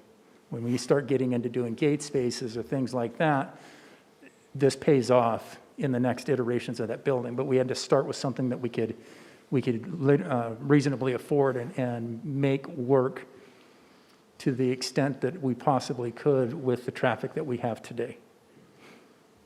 Okay, Brandon. Yeah, Tony, and maybe not more concessions, but I have seen the Cougar Gold. Oh, that thing's awesome. Yeah. So these are just my thoughts, and I'm sure I'm preaching to the choir on this, and certainly not meaning to lecture or anything like that. But we've talked about economic development so often, and this to me feels like massive economic development for us. And if I can think back to other people, maybe they're in the unknown or City of Pullman, but I know SEL has contributed, Ed Schweitzer has contributed, more than just the commercial airlines. I mean, this airport is vital for that future, as has been mentioned. If I were to take out the $750,000, not even consider that, if my recollection is correct, that lodging tax just kept growing over the years. Like, it continues to grow. We're not spending that enough. I would propose taking and reallocating that $750,000 that we're not using on the garden center, and we still have quite a bit there in that lodging tax. I'm okay with that, because that is going toward the economic development, and we'll still have money left over that continues to grow that we will use. And without Jennifer being here to talk about economic development, I don't want to speak for her, but I would imagine she would say that this is worth that money, and it meets every one of the things that Tony talks about. We'll go to Eileen. We'll go to Pat first, and then we'll go to Eileen. Okay. Tony, as always, thank you for being such a great advocate for this, and I really admire and appreciate your passion. I mean, it shows in everything that you do. To use a euphemism, I'd have to say, to balance off what Brandon just said, I don't know that we can afford not to do this, for all of the reasons that have been stated so far. And just strictly from a fundraising standpoint, you have to have lead gifts to get the other gifts going forward. And so I think for that reason, it is imperative for us to put our money where our mouths are and show people we've got skin in the game. Now it's your turn. But I think it is absolutely critical that we have the two big sponsors show up first. And whatever that takes, and I'm all for using the lodging tax dollars, that's what it's all about. I mean, as soon as you touch the runway, that's Pullman. And, we've talked about it before. If you don't have the right internet connection, that's what people are going to remember. If you don't have, a place that's sheltered where you can go and pick up your bags, that's what people remember. So I think all of those things are really pivotal on what we're able to contribute. And so thank you for your advocacy and for bringing this to us, and I think we are willing partners. Thank you, Pat. Eileen. Yeah, to sort of follow on what Pat said, I think one of our biggest assets, and it's worth more than gold, is Tony and Gary. The way they have pushed this thing forward, made it happen. You guys are worth your weight in gold in this. You are our advocates. You are our fundraisers. Our principal donors or participants will know you. They believe in you. They know you can get this done. I mean, that runway project was just unbelievable. So, yeah, let's go with our assets. We've got some remarkable people here, and they're going to come up with the money, not a problem. And if we don't support them in the super job they've done for us, we're making a big mistake. This is just, yeah. You guys are going to make this look easy. It's not easy, but you guys are going to make it look easy, I know. I appreciate that. Any other comments? So Mike asked the 3 questions. So, yeah, I think the first question, and I think it's kind of moot based on the discussion so far, is does the city of Pullman support the new terminal project as was presented in the previous portion? So then the second question really comes down to what is the comfort level of this council as far as the contribution goes. I would like to, I gave you a couple jumping off points. I've heard some other discussion. We know that we got a partner willing to match us up to $2 million.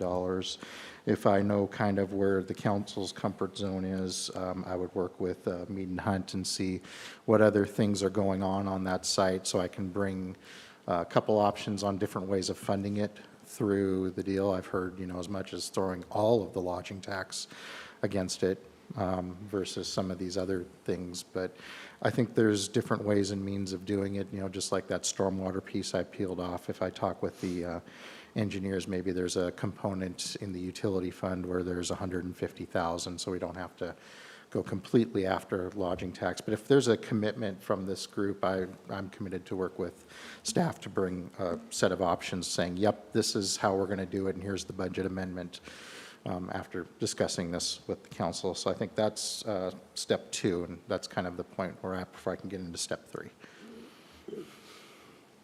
Okay, Nathan? So can we give up to $2 million? Are you feeling comfortable that we can do that? I do. I feel Okay, comfortable. It's just how. And I'm going to put kind of a bookmark in that conversation, because the next part of the conversation is the cash flowing. As you read my memo, I also believe we can cash flow our partners, because Moscow is making their final payments on the runway as they had promised. I talked to Gary when I walked in the door, and he's still coming up with creative ways to get that paid off earlier, so he can fulfill the full $2 million and maybe get it to us ahead of the 2025. And that's something that is worth mentioning on the next step as well. But not only do I believe that the $2 million is in there in different ways and means, I believe being able to cash flow our partners to get the maximum contribution from them is something we can do.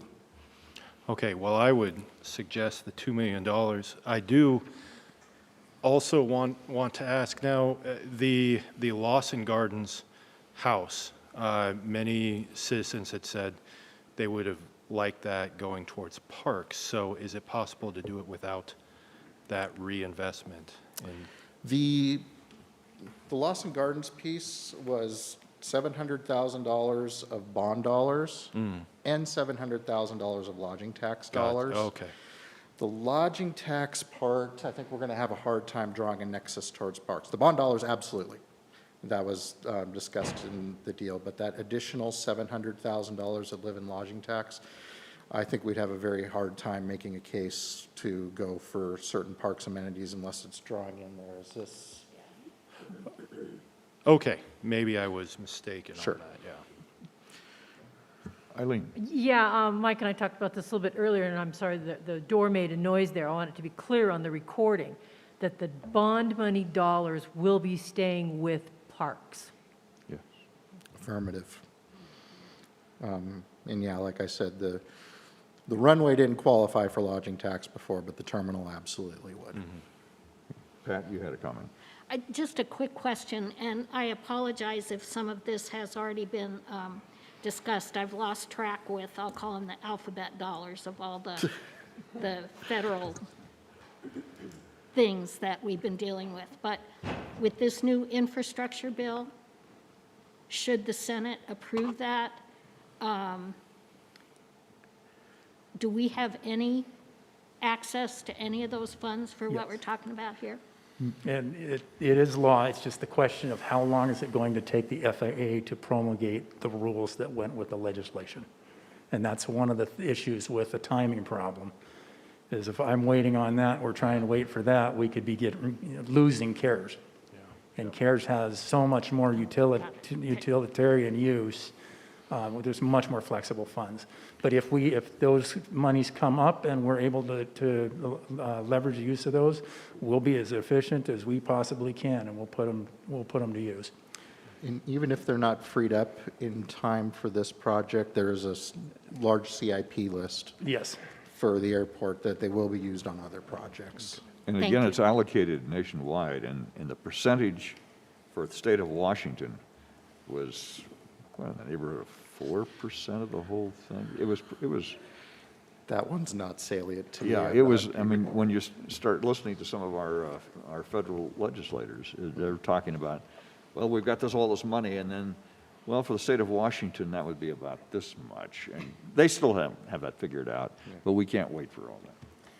Any other comments on that? Thank So, you. Let's go forward with the 2 okay, million. let's go with 2. Okay, so the council is willing to commit to match Moscow dollar for dollar. So that brings you get down to the 2.1. So then let's Which will just- make our conversation with a couple of these other sponsors a lot easier. We've already had several talks, and we know that we have buy-in, we just don't have the exact amount, right? So, Right. So with that, I'd like to bring back at a future meeting a budget amendment, so we can talk about where these funds are specifically coming from. But yeah, my confidence that we can do the 2 million is very high. It's just how do we want to do it?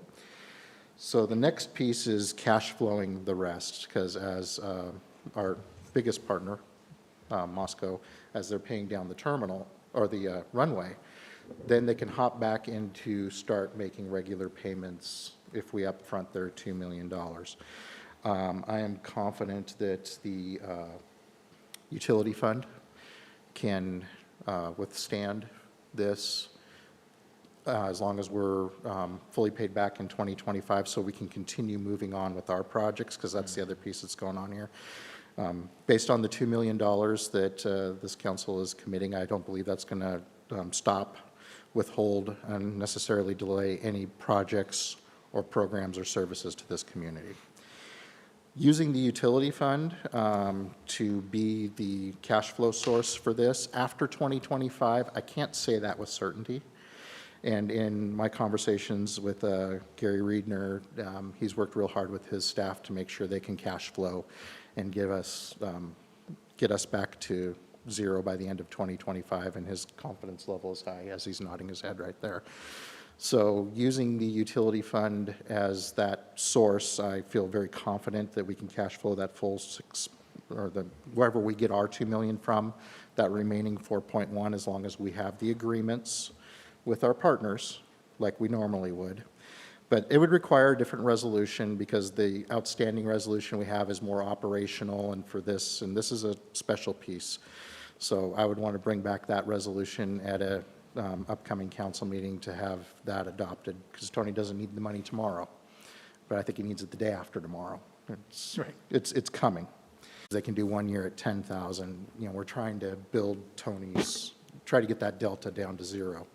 So if the difference between floating them for a year or two, it means, another $500,000, I think we take that on a case-by-case basis. But the goal with all the partners that come into this is we want you paid off as soon as humanly possible so we can continue moving our things. So when you look at interest rates, and I had a long talk with Jonna about this, about what a fair and reasonable rate is. It's a midterm loan because it's going to be over several years, so not a long term, not a short term.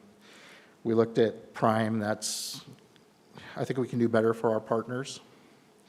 And the one I always go back to, because I got this reptilian part of my brain from when I worked in the tax office, is the applicable federal rate. It's set by the IRS. I would have a hard time thinking the state auditor would want to poke that apart and say, well, this isn't a deal. It's like, well, great, go argue it with the IRS then. The federal, applicable federal rate right now for the midterm is 1.26%. So it gives us the return that we would need in the current market to continue to move things along and, as far as fair and reasonable, but it's certainly different than 3.25 and way better than what the state pool is paying right now, and that's a different discussion for a different day. So there's a couple different options in there too, but, we're just looking for something that's fairly impeachable through an audit, saying, why did you come up with this rate and how much? So that's kind of my suggestion to the council, and then that way our partners know what they're getting into, whether they want to spread this over a longer period or a shorter period. They know what the amount is. Okay. So I would want to bring that as part of the resolution as well. So I just wanted to put that out for a topic of discussion. Al Sorensen. Okay, so I've got a little bit of concern on some of this, and in here in this first bullet point, it talks about us still believing that we can deliver our services and provide all of our funding for our capital improvements. We have, in the recent months, had some pretty eye-opening presentations, specifically how far behind we are on maintaining our streets in this town. And I'm extremely concerned about us moving funds over to here and not doing other things. And, we've for a lot of years put money into this airport that we could have been using some of that for streets. And I'm very concerned that the longer we wait to work on some of these other capital projects, the worse it will get. So you're saying here, you don't see that any of these capital improvement projects will be unnecessarily postponed to the community. What about new projects like the streets, redoing, one of those ideas up there? The way that the CIP was built out is how I've come to that conclusion, and why I can sit in front of this council and say that some of the stuff that's out there in the 6-year range and in the 5-year range, that's what we would need the money to be able to do. If we want to accelerate the streets project and look at other sources to fund those projects, postponing other projects that money is set aside for, there's a lot of work that needs to be done on our streets right now. If we were to have $30 million drop out of the sky and say, let's do all the streets all at once, we can't engineer it, and we don't want to have all that at once being done around town, and kind of the picking and the choosing of the places. Could some of those dollars be used to accelerate 2025 projects into 2023 and 22? There's a good chance of that. The bigger concern is I'm almost positive that we would lose our $2 million partnership from Moscow, because they're not ready to write the check today due to their cash flow and trying to get the runway paid for as well. I think that would cause them to have to go back and reanalyze their numbers.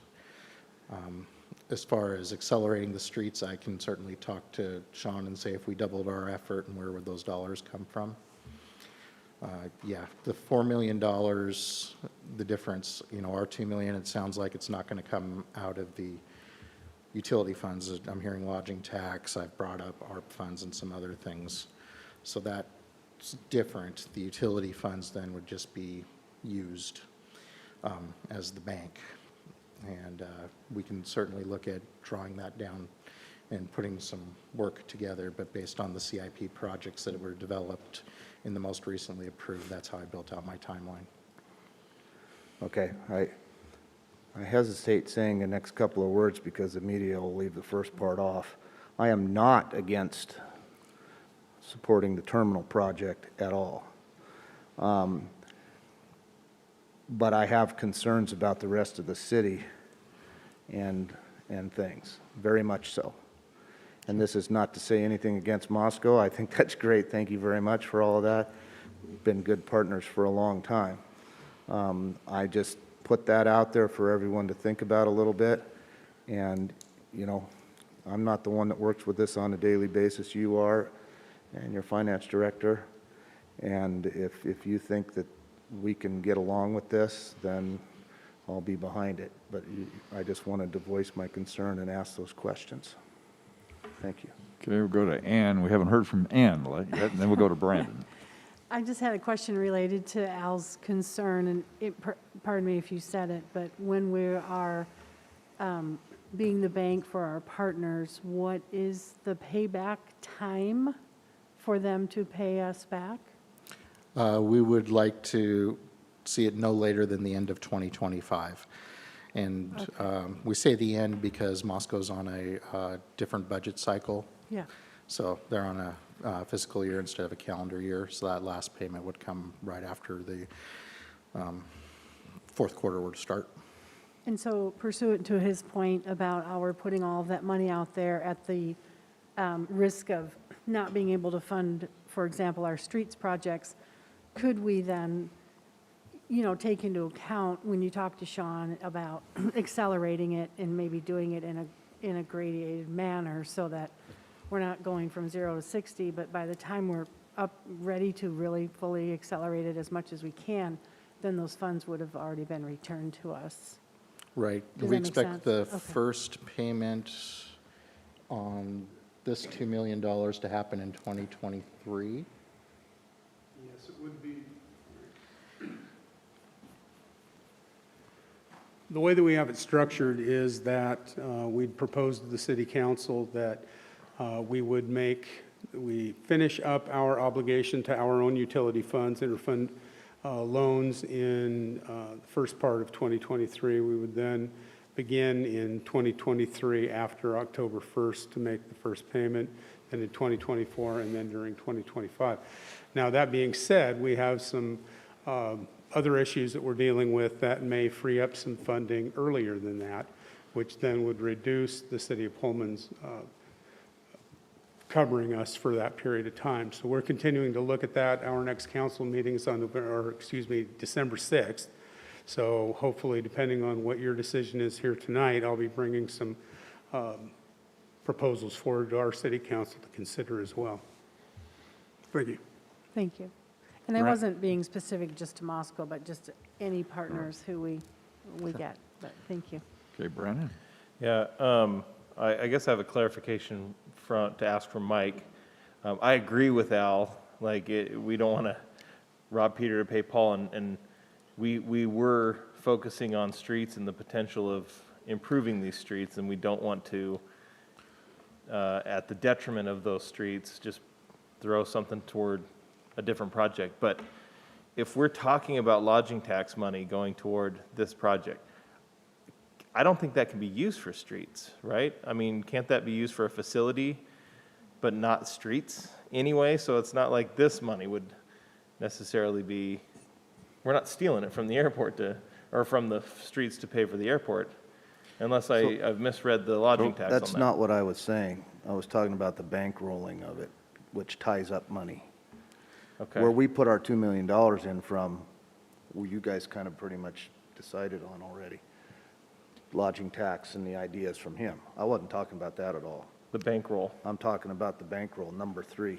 Okay. The cash flowing. Thank you for clarifying that, yes. And using the utility fund and how that can be similarly tied to Right, because it's got to streets. come from something. Okay, the other question that he raised was the proposal for the 1.26 interest rate. Now, you can justify that with the IRS rate. So, seeing agreement with that. So I think we've got all the questions answered. That's part of it. The other part is the bankrolling, though, because the interest rate is incumbent, upon cash flowing this for the partners. So that's the piece. So if cash flow is a yes, then discussing the interest rate is the important part. But if the council's not interested in helping cash flow, then we need to look at other sources. And it's going to cost like I said, with the prime rate at 3.25, I haven't heard of, we can shop it around, but I hear a lot of banks, prime plus 1, prime plus whatever, and then having to get all our ducks in a row to get those types of loans. We can look at other financing mechanisms and not use city funds. It's just city funds are there, and we believe that we can do this based on our current CIP. But if we want to accelerate the streets projects, I would want to talk to Sean and then look at what our options are. And another option that hasn't been discussed since I presented it was the Transportation Benefit District. I did a presentation. I've had no direction since then to do anything more. If that was something that could really accelerate this, or if we still want to just do it organically and find our own way to get there. I was going to go to Brandon next, and then we'll go back down. So, Mike, you know slightly more about finance than I do. So I guess to Al's point then, thinking about money being used in lieu of projects for bankrolling this, is the 1.6 interest, I mean, if we don't do some of these projects, by the time we get around to doing those, is the cost adjustment for those, like, is it way more expensive than 1.6% greater?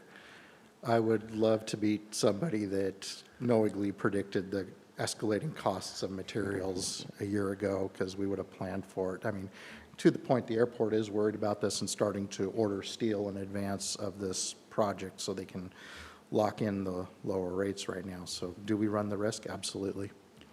And it was 1.26. Okay. Okay, just one. Yeah, that's the December 21 AFR. Okay. Just want to make sure. Okay, Al? I'll just restate my statement here, and that is, I'm okay with the bankroll of this. 1.6 is fine. I just, as I said, want to make sure that you're comfortable with all of this, and it's not going to impede, as it says here, any other of our planned projects. Based on the CIP that staff produced and was adopted, I feel very comfortable with this. I feel comfortable on the payback too, because we're not waiting for 2025 to all of a sudden get the rest of the money that's going to be paid down as the years go on, and we can keep doing that.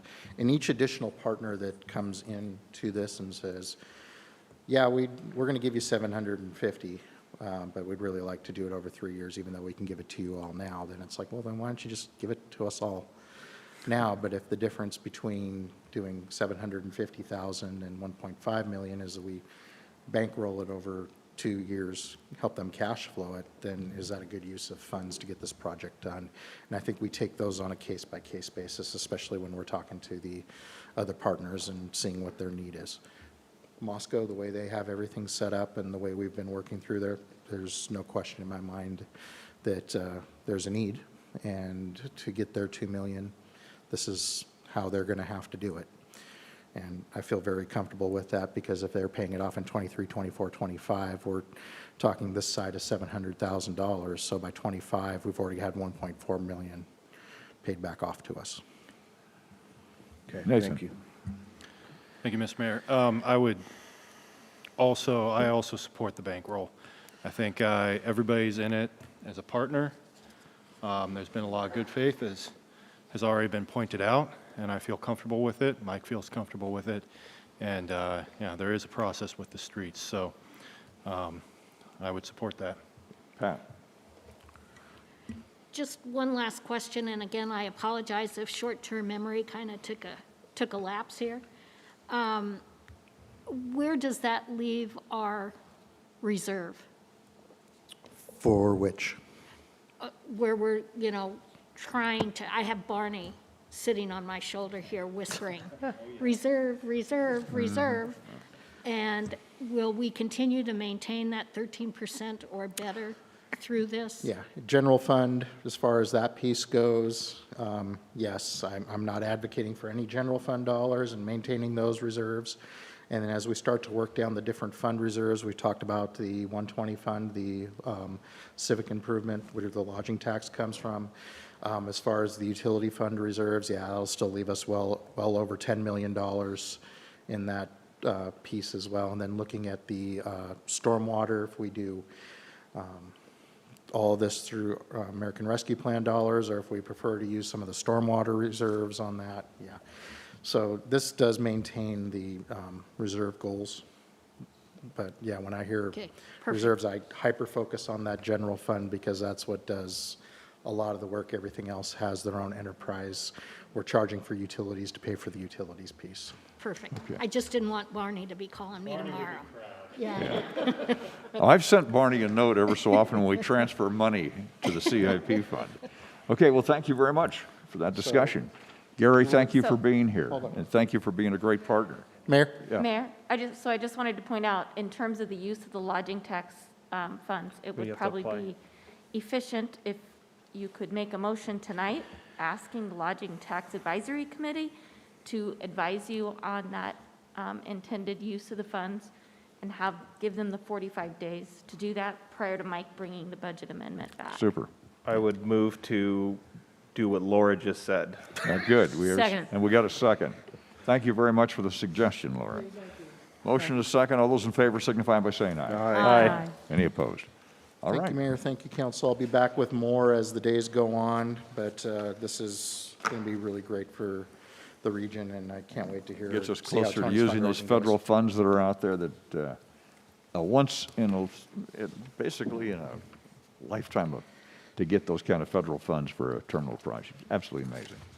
With that, we now move on to item number 3, a motion to authorize fire department staff to pursue an assistant firefighters grant. Ray Lamoureux, Assistant Chief here. Good evening, council, Mr. Mayor. It's that time of year, AFG is open. I know some of our council folks would like a little bit more leeway time as far as us coming and asking for these. Unfortunately, FEMA doesn't work on our time schedule, and we were notified of this on November 10th, that it was open. So we put the necessary materials together so that we could get it in front of you as soon as possible. So what we're looking for this year is to continue our training within the fire department.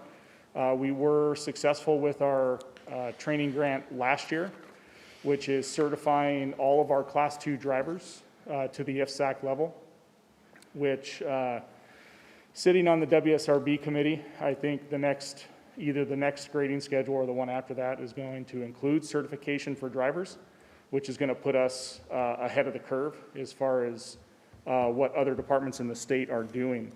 And this is a continuation, and we're going to attempt to certify our Class 3 drivers, which is those folks that can drive our aerial. So current certification that we're going through right now is for our pumpers. This one would cover our aerials.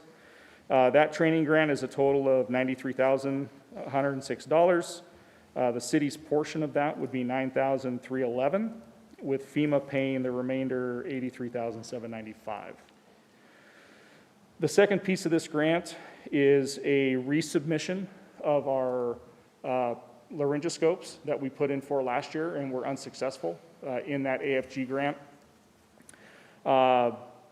There was a couple other items that we could have went for, but we think this is going to allow us to provide better service.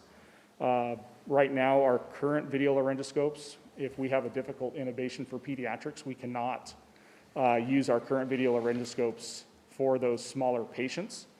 And so between myself and the grant committee, we're going to see if we can tweak our narratives that we submitted for last year and see if we can get funded for those video laryngoscopes that will allow us to expand our ALS service for those intubations. So for that, the total cost of the grant is $57,134. The city's obligation is $5,314, with FEMA covering the remainder, $51,820. So when all said and done, the city would be obligated to $14,625, with FEMA picking up the remainder, $135,615. The grant submission deadline is December 17th. We've already started working on the numbers that we need to submit the grant, but obviously before we submit that, we needed to get it in front of you for approval. And with that, I will take any questions. Questions or comments? Apparently none. Do I hear a motion then? Yeah. Move to approve fire department to pursue an assistance to firefighters grant for these two items. Second. Moving second. I think Pat got that first. All those in favor signify by saying aye. Aye. Any opposed? Thank you. Thank you, Ray. Item number 4 is a motion to adopt the City of Pullman legislative priorities. Back to Mike Urban. Thanks. Again, legislative priorities is back. Our next meeting will be December 14th, and we are confirmed that Senator Schessler and Representatives Dye and Schmick will be in attendance. And what happened at the last meeting on November 16th on these items is I had some edit suggestions. I took those back, and staff and I tidied up the items and made sure that it read properly. And so before you tonight are those edits. And I'm either requesting additional edits that can come in front of you on the consent agenda at the next meeting, or approve as is, and then we'll be happy to distribute these to our delegation as early as tomorrow, so when they come to Pullman, they know what's on our mind. And again, congratulations to get it onto one page. Yeah. With white space. Yes, actually. And I tried to make the font a certain size. As you saw, I struggled at the podium earlier today. Okay. Any comments on this, or? I do. Ready to go? Okay. Just real quick, I'd be remiss if I didn't say this. We have on here the Pullman-Moscow Regional Airport and continued terminal construction. So if we can force their hand a little bit there, maybe we can get some help there. I mean, I think this is really good to have on here since we just approved this. I think we did specifically say that we would maybe do an ask Sure. on things that we're paying for too, so. So if there's no suggestions, then we can adopt these. And Move to adopt legislative priorities for this. I saw your mic going on, so I knew it was getting Second. close. And a motion and a second. All those in favor signify by saying aye. Aye. Any opposed? All right, thank you. Again, great edits. Thank you very much. Now we come to discussion items. The use of lodging tax funds and Lodging Tax Advisory Commission. Laura McAloon, our city attorney, is going to lead the discussion on this. Thank you, Mayor. I want to commend Councilmember Wright and Councilmember Sorensen and the entire LTAC committee, because they spent multiple meetings going through the statutes and going through the process and coming up with these recommendations that are in your packet tonight. So what I'd like to do is just run through this memo with the recommendations for how you should update your city code to reflect the existence of the Lodging Tax Advisory Committee, what its composition should look like, and what the policy statements of the city council should be in adopting the ordinance as to how the Lodging Tax Advisory Committee should handle and process the recommendations for the use of funds. I don't know if Councilmember Wright or Councilmember Sorensen wants to say anything before we start going through this, but they certainly were key to the process. I just want to say thank you, Laura. Great job on summarizing all of this and giving it some sense of order. Great job. So thank you.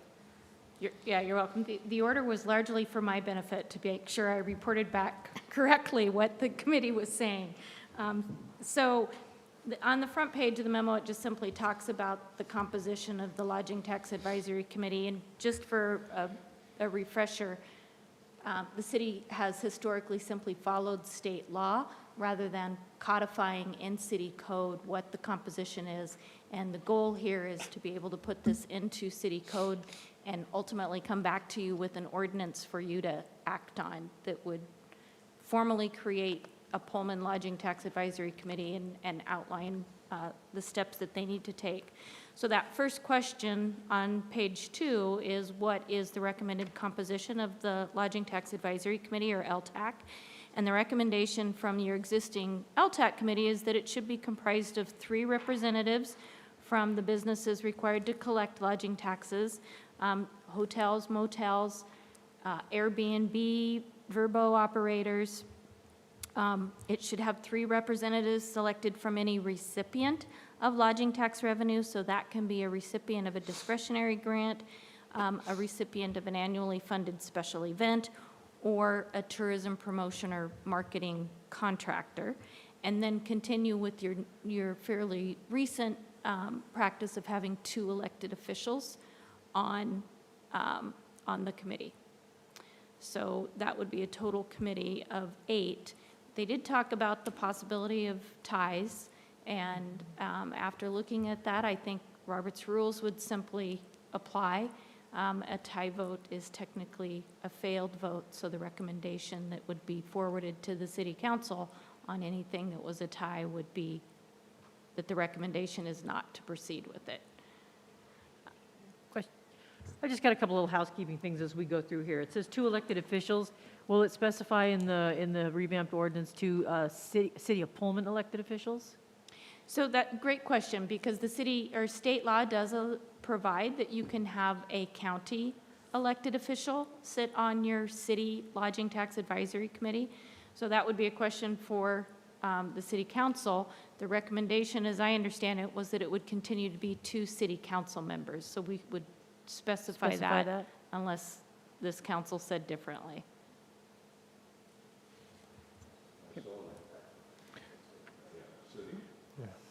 To city, and do you agree with the 3 and 3? So a committee of 8, okay, super. This is why I did this the way I did it. It's very helpful. So the next question was, should the elected members be designated as voting or non-voting members? And the recommendation is that both elected officials should be voting members. But per state law, at least one of those elected officials needs to chair the committee. That can be, how that chairperson is selected can be done by the city council or through the committee appointment confirmation process where the mayor makes the recommendation and the city council confirms, or you could leave it to LTAC to elect one of the 2 elected officials as a chair. It's your call.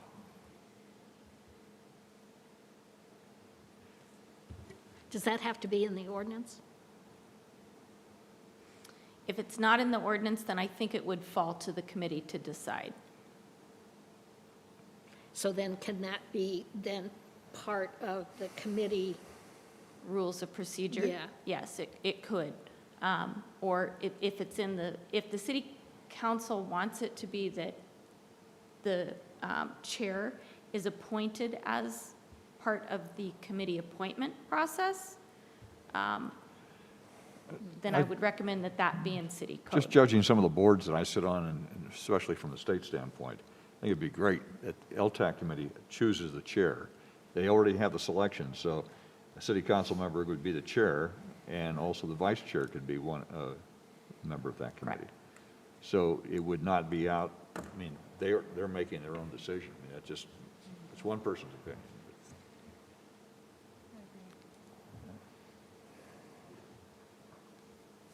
I saw some head nods.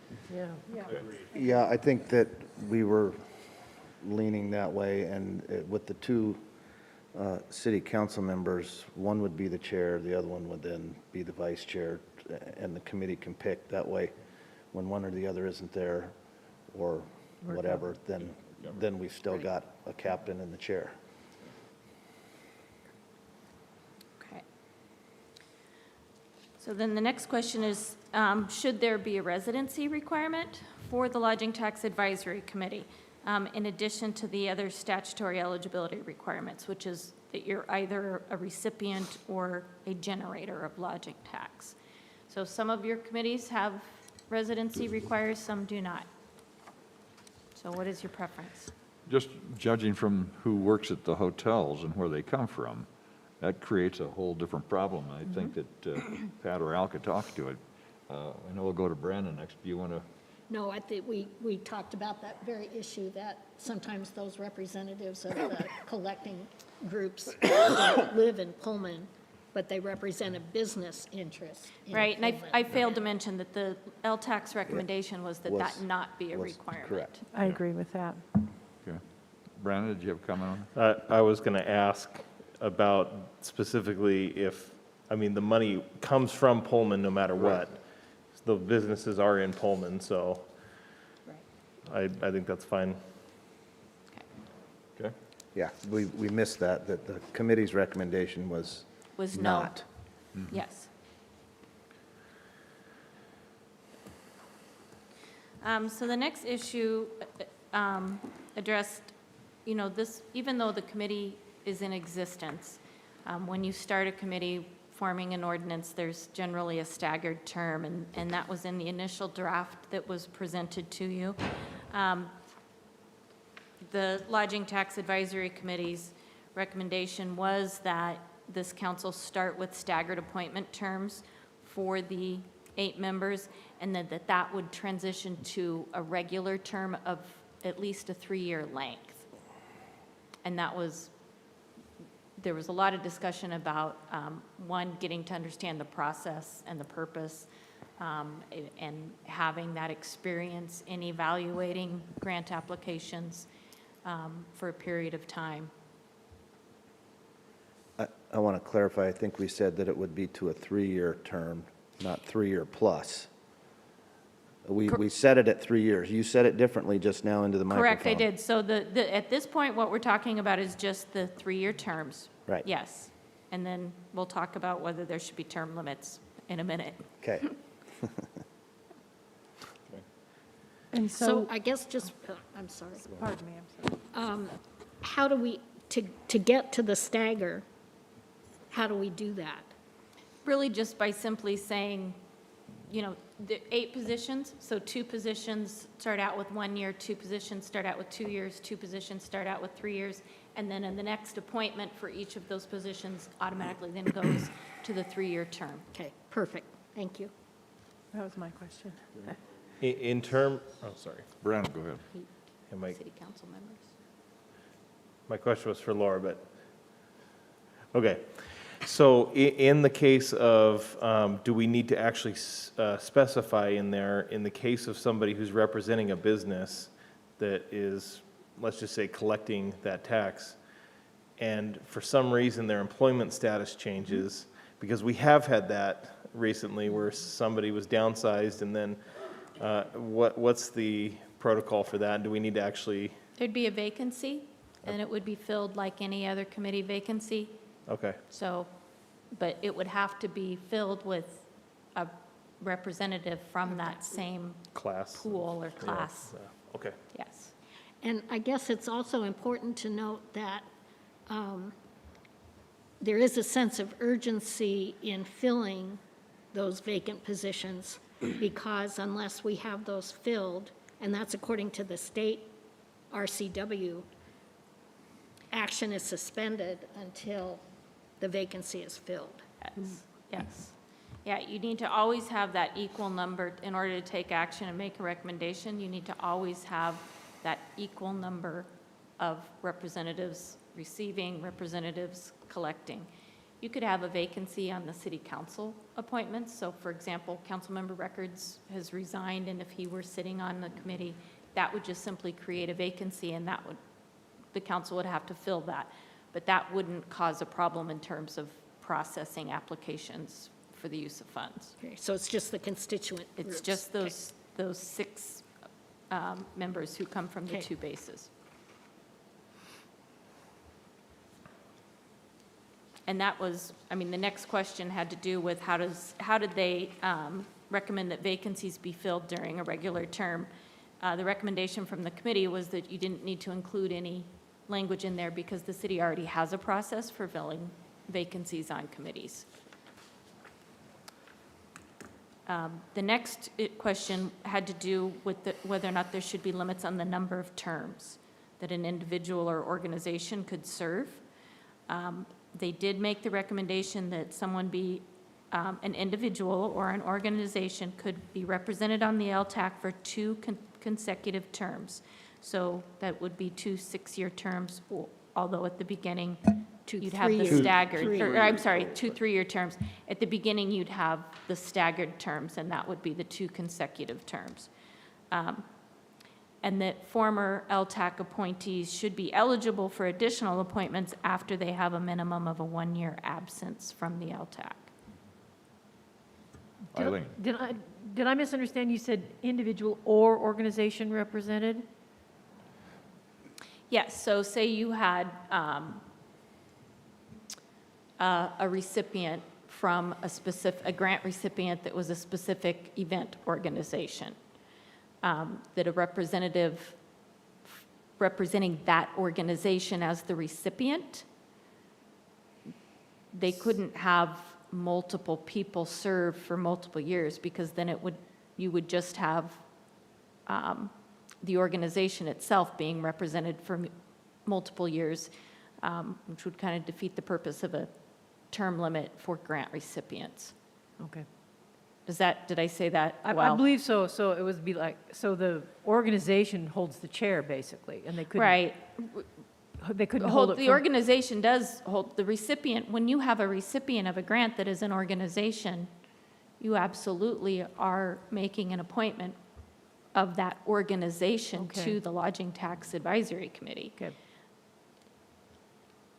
But it's not ex officio, where that Correct. position So is held by virtue of the organization. Yeah, let me give you an example, and I'll just make up the name of an event. So you have the annual fun run event, and that fun run event is a grant recipient.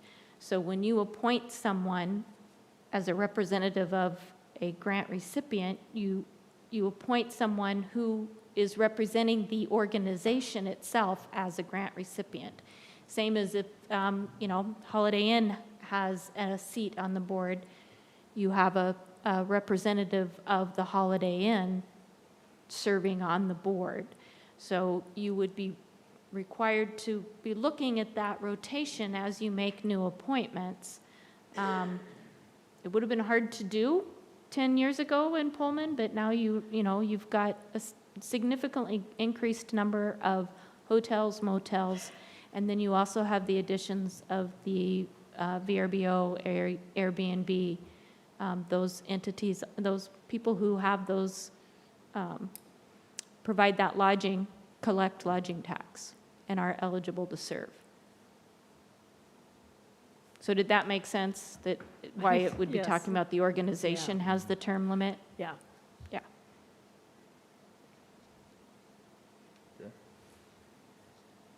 So, real quick, do city council members on there have term limits as well? So the city council members would have a 3-year term, just like everyone else, the way it's presented. And so your appointment wouldn't be an annual appointment, it would be a 3-year term appointment. City council members obviously are term limited by actually holding the position as a city council member, but then you would also be term limited to serve on that committee if the council accepts the recommendation. Okay. So they could possibly serve as much as 6 years, though? Correct. Okay, I just want to make sure that's clear. Okay. Correct, but you could have a city council member, obviously, who serves for 8 years or 12 years, but would have a term limit of 6 years on the Lodging Tax Advisory Committee, although they then could be reappointed to the LTAC after a 1-year absence. I see nodding heads, so do you agree with the recommendation? Okay. And a lot of boards are structured that way, Correct. anyway. Correct. Okay, the next topic was the annual discretionary grant program. So these are your lodging tax grants, right? So the question to the committee was, should lodging tax grants be limited to use for events held only within city limits, or can funds be spent in the Pullman region? If the region, how should that be defined? And the recommendation from LTAC is not to include this as a grant requirement in city code, because the location of the proposed use in the grant application is necessarily considered when LTAC is evaluating grant applications based on the facts and circumstances and the proposed criteria that they're suggesting below here in response to the next question. So this generated a lot of conversation amongst the committee, and they've got significant experience with evaluating grants, but that question was included because it's been a topic that's been discussed right here by the city council, and then some other jurisdictions do include that in their lodging tax codes. But their point was that it limits their ability to consider all of the facts and circumstances for every grant application, if you were to put it into city We've had groups code. that had to use, like the Colfax Golf Course, we've Right. had baseball things that Yes. use in Colfax or in Moscow, Correct. Yes. and they were centered in Pullman, but they had to be used to use all the facilities available. They had to Correct. go elsewhere. So Al, the, you had the a comment? example, well, so the discussion and the prime example was the baseball tournaments put on. There's only so many fields in Pullman, and they use Moscow and Colfax and the surrounding area, but the base was in Pullman. So, and that's why we came up with, you know, these recommendations, because we evaluate that on the grant application already. And we really look at how much is it benefiting Pullman, you know, versus surrounding. And that's the example we use, because they do drive an awful lot, specifically in Pullman, even though they might have a game in those other places. Yeah. Yeah, I would say that, I mean, if it's if the event is centered in a surrounding area, we still have the most hotel rooms. We still have the most accommodation. You know, Colfax has a very limited accommodation, so even if there's a golf tournament there, people will still necessarily stay in Pullman because there may not be enough accommodation for everybody. Is that, you know what I'm saying? So I don't know why, yeah, I don't think it would take away that much. Yeah, and I could see a hypothetical, but you guys have the discretion, or sorry, the committee has the discretion. So let's just say hypothetically, there's something that is very specific to Colfax, right? Scott Parrish has something at the baseball field there. And the Best Western Wheatland Inn had some super saver rate that if you're part of that tournament and you stayed at their hotel for bottom dollar, you would have the discretion to say, this is not going to bring folks to Pullman. I'm very comfortable with this then. Yeah, and it's probably helpful if we, because the conversation with LTAC kind of incorporated all of these things, but you'll see question 2 under this is what should be the minimum criteria for evaluating all discretionary grant applications. And so what they have provided you with is some very broad criteria that they recommend that you include in city code that would take into account those facts and circumstances. So the number of lodging nights generated by the event based on either actual history or estimated attendance, the economic impact on Pullman restaurants from the event, the economic impact on Pullman retail stores from the event, the economic impact on surrounding areas and towns from the event, the likelihood of return visits triggered by the event, the length of the event's anticipated or historical success and financial expertise as demonstrated by data, including proposed budget and or a prior return on discretionary grant investments, if that's applicable, and then other sources of funding to be utilized by the applicant or the event in addition to discretionary grant funds. So those were the criteria that they recommended, and that's a large part of the reason why they felt like there wasn't a need to include a specific limitation about these funds have to be, or these events can only be held within city limits, because these factors they felt would take into consideration the actual impact on Pullman. Laura, on that list that you had, because I think the committee's on the right path on this one, but you mentioned number of hotel nights. What was the exact wording on that? Number of lodging nights generated by the event.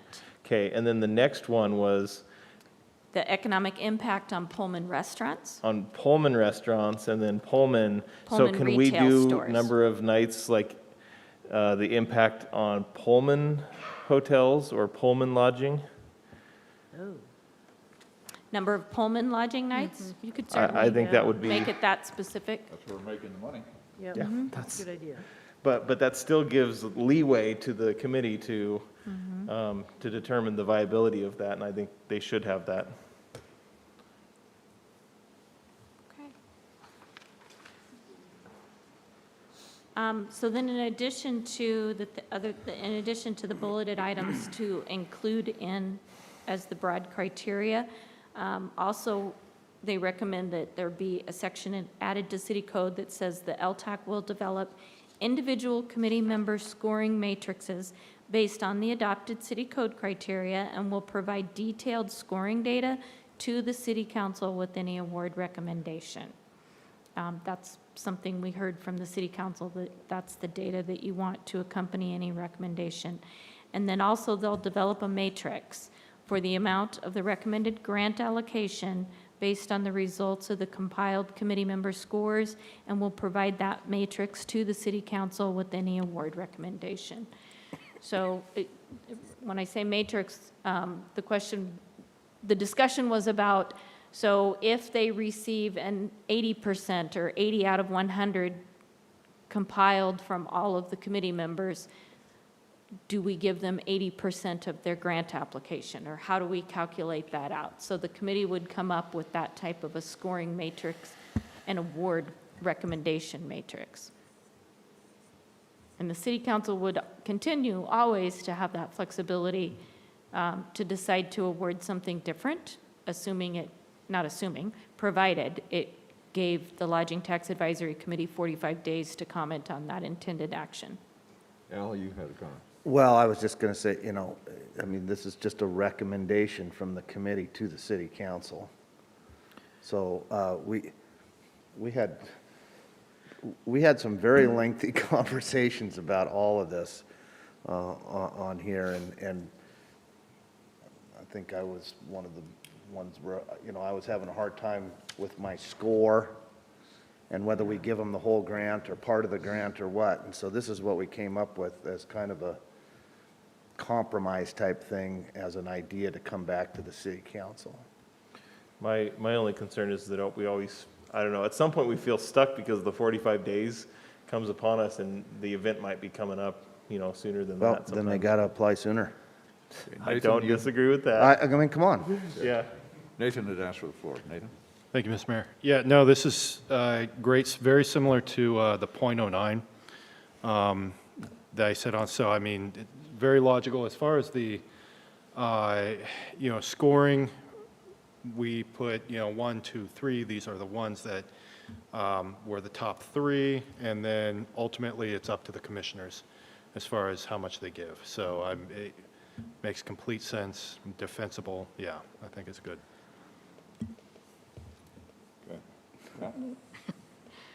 We also wanted to build in some flexibility here by not including these specific things in the code, just because you need that flexibility and you didn't want to encumber the code with this level of detail.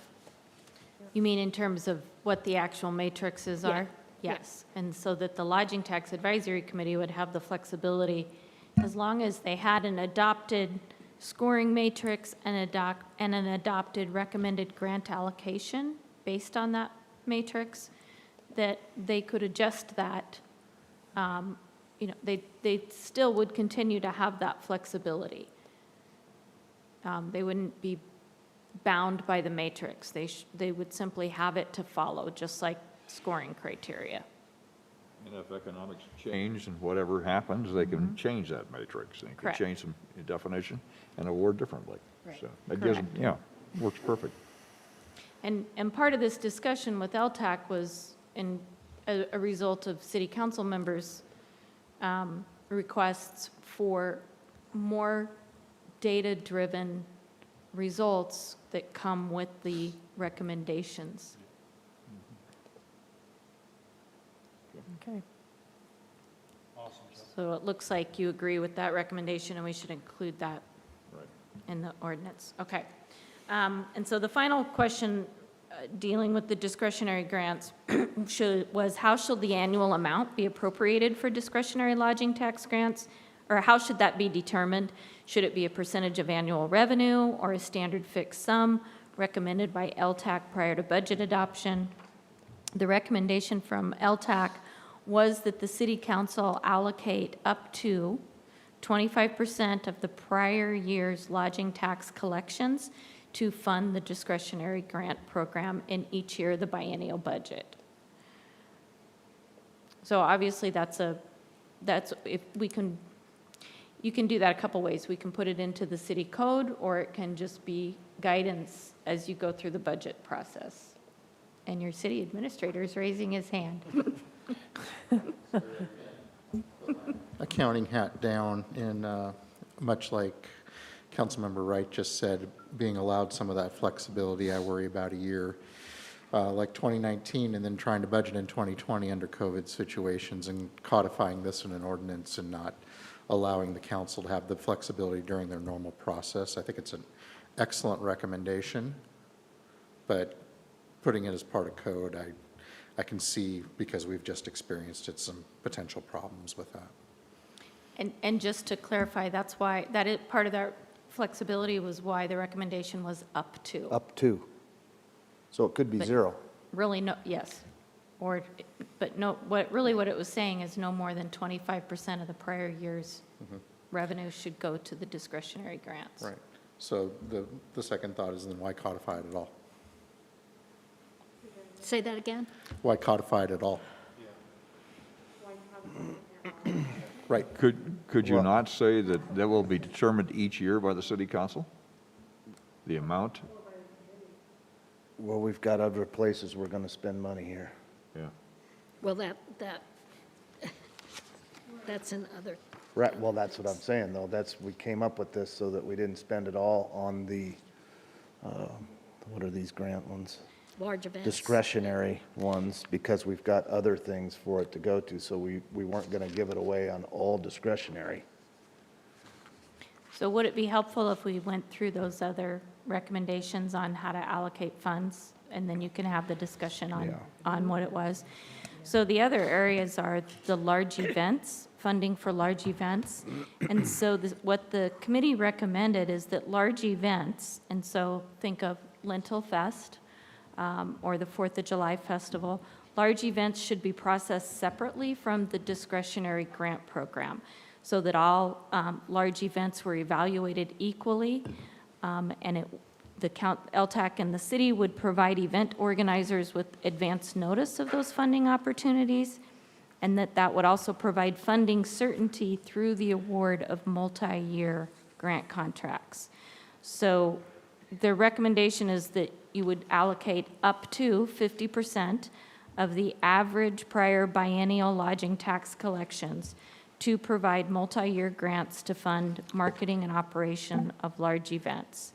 And the procedure that LTAC would follow then for those large events is that they would do a call for large event proposals every 2 years, and that award, that 2-year award or that multi-year award, would be funded through the adoption of the city's budget. They would schedule the timing of that call for large event proposals so that it correlated with the city council's biennial budget adoption process. And then in the event that LTAC were to receive a large event funding request outside of that biennial call for proposal process, it would just simply evaluate that request and make a recommendation to the city council for a budget amendment to fund an award if that was necessary and if the council determined that there were available funds. So that's the recommendation for up to 50% of the average prior biennial collections. And then the other part of the funds is the additional 25% of those prior collections. Their recommendation is that that would be the cap for the amount that you would spend on a contract for a tourism promotion agency or for the operation of a nonprofit-owned tourism facility. So think of the contract that you have historically had with the Chamber of Commerce to operate the visitor center. So the LTAX committee is that funding be done again through a call for proposals or request for proposals. You'd have a recommendation from LTAC as to who to award that call for proposals to, and then awarding that contract, and that would be just simply a multi-year contract for those services. And their recommendation was that it be a 2-year term with up to 2 one-year extensions at the option of the city. So so discretionary grants, large event funding, and then tourism promotion services.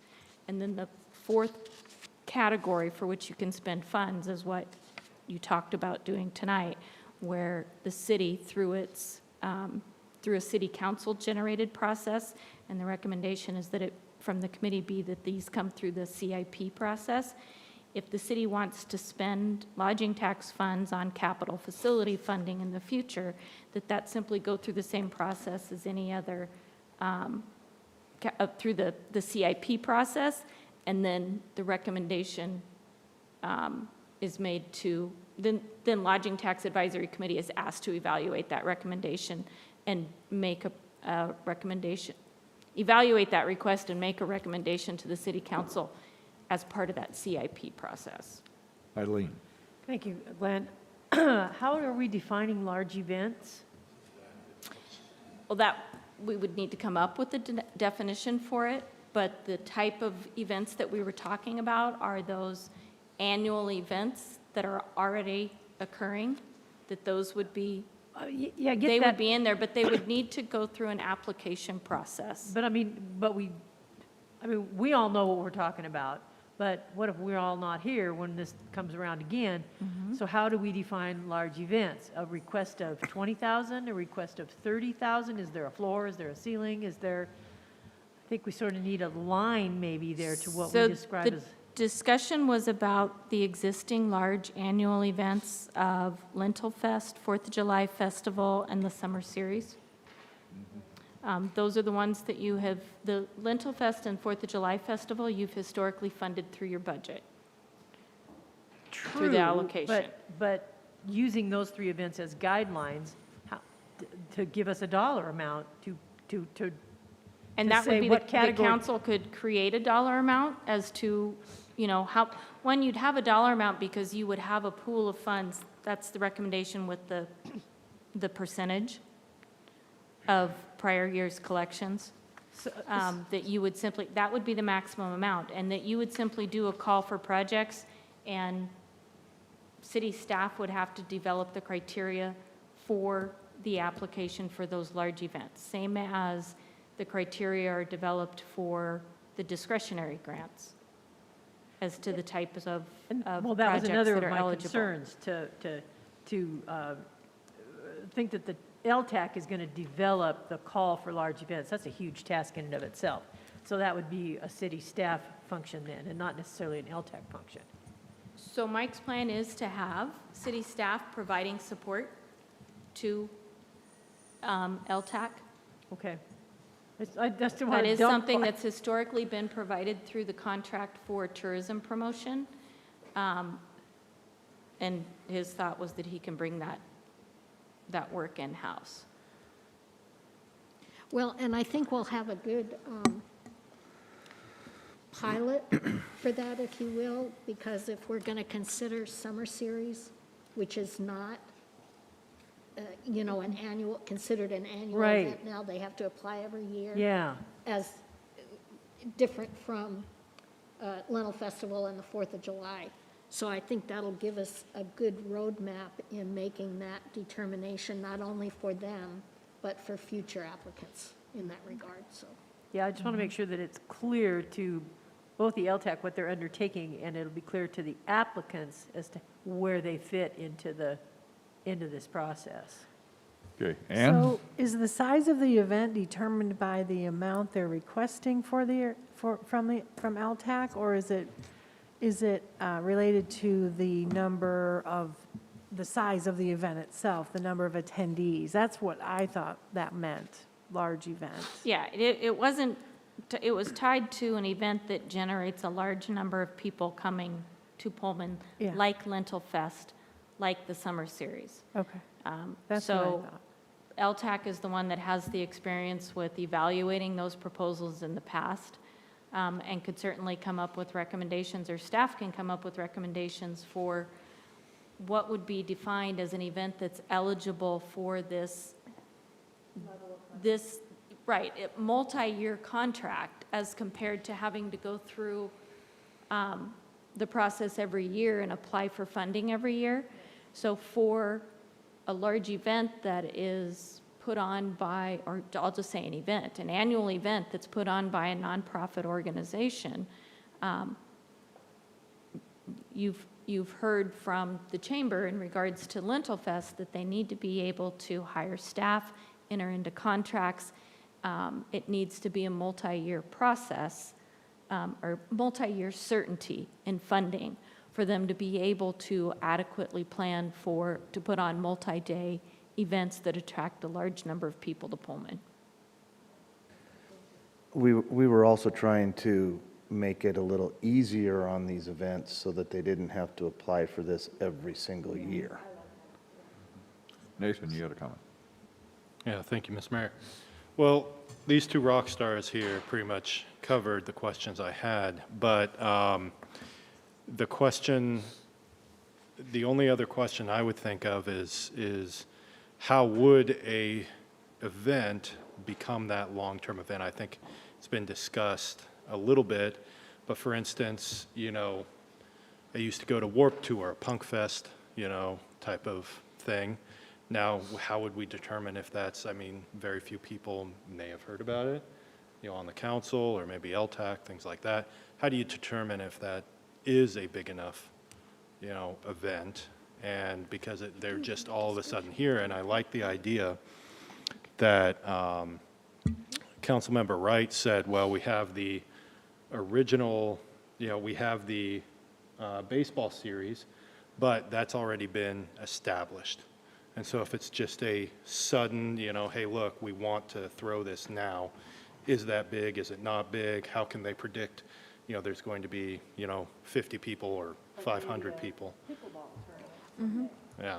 I support this. Go to Al. So, yeah, I see what you're saying, Nathan. I think part of this is something that's already proved itself from an application who's done stuff before. We're not going to issue a multi-card contract right off the bat if we don't know anything about them or anything like that. I think there needs to be some history made. They can apply for it annually, and then maybe we then make it into one of the large events where they can apply for a multi-year contract. The discussion, and Pat, you helped me here, was to try to help these events that we already know of, and new ones coming in have kind of, in my opinion, got to prove themselves a little bit before we throw And the whole so, big do you have deal an at 'em. idea of the time period you would require, like apply 3 consecutive times, or, okay. I don't think we had a number on how many years they'd have to have an event before we'd make it Okay. something like that. Okay. So that brings up the question, well, what about a festival that goes on once every 3 years? Suddenly they have, like I don't know, Lollapalooza, who knows? Something that happens randomly every, 5 years or something like that, then it kind of cuts out a certain, that might be bigger, because they have to jump through hoops for 2 years, 3 years, 4 years. Well, but again, you're looking at a history Yeah. of the event, and if there is a pattern of, every other year, or every 3 years, or whatever it may be, you still are going to have to build that history to bring it forward to make a presentation that it be considered a large event. And you're But- still eligible for the money, you just Well- make the application. Right, and, the other part of that is, that can also be considered on the discretionary side as well.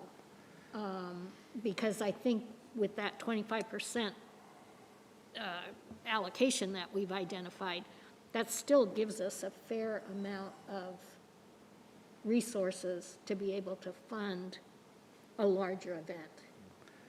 Does that And make sense? remember, if the city council, when we bring our recommendation back, you can give them whatever you want.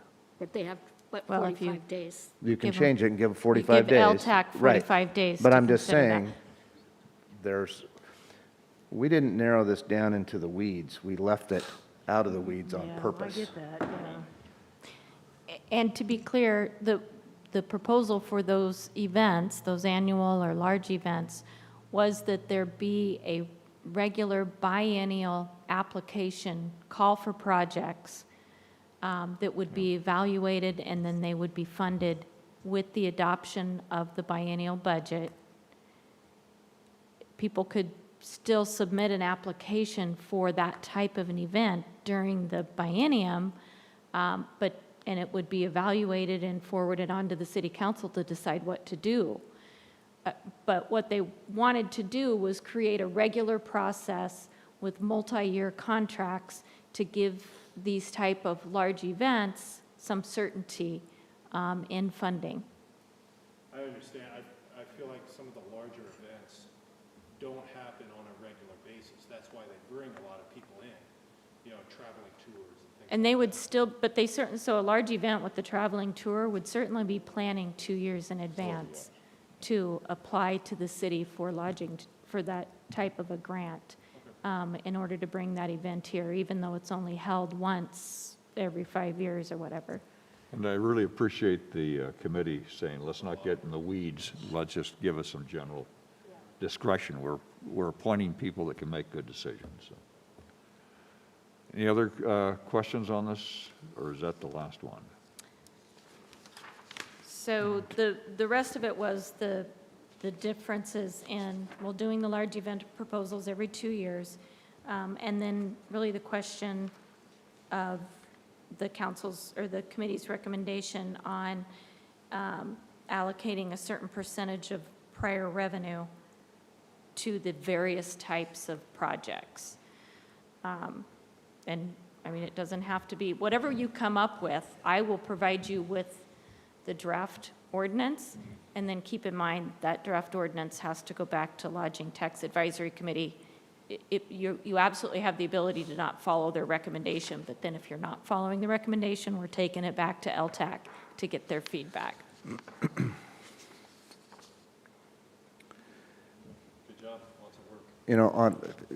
If you got through the document, if you had time to get through it, on page 6, we, talking a lot about tourism grant, and there's a lot of stuff still going on that we couldn't make a decision on. That's going to take just still a little bit of time to iron this completely out. Yeah. So just remember that there was still some stuff undecided. Yeah, that's an excellent point, council member, because part of what the discussion was is that right now the city has the contract with the chamber to provide the city with tourism promotion services.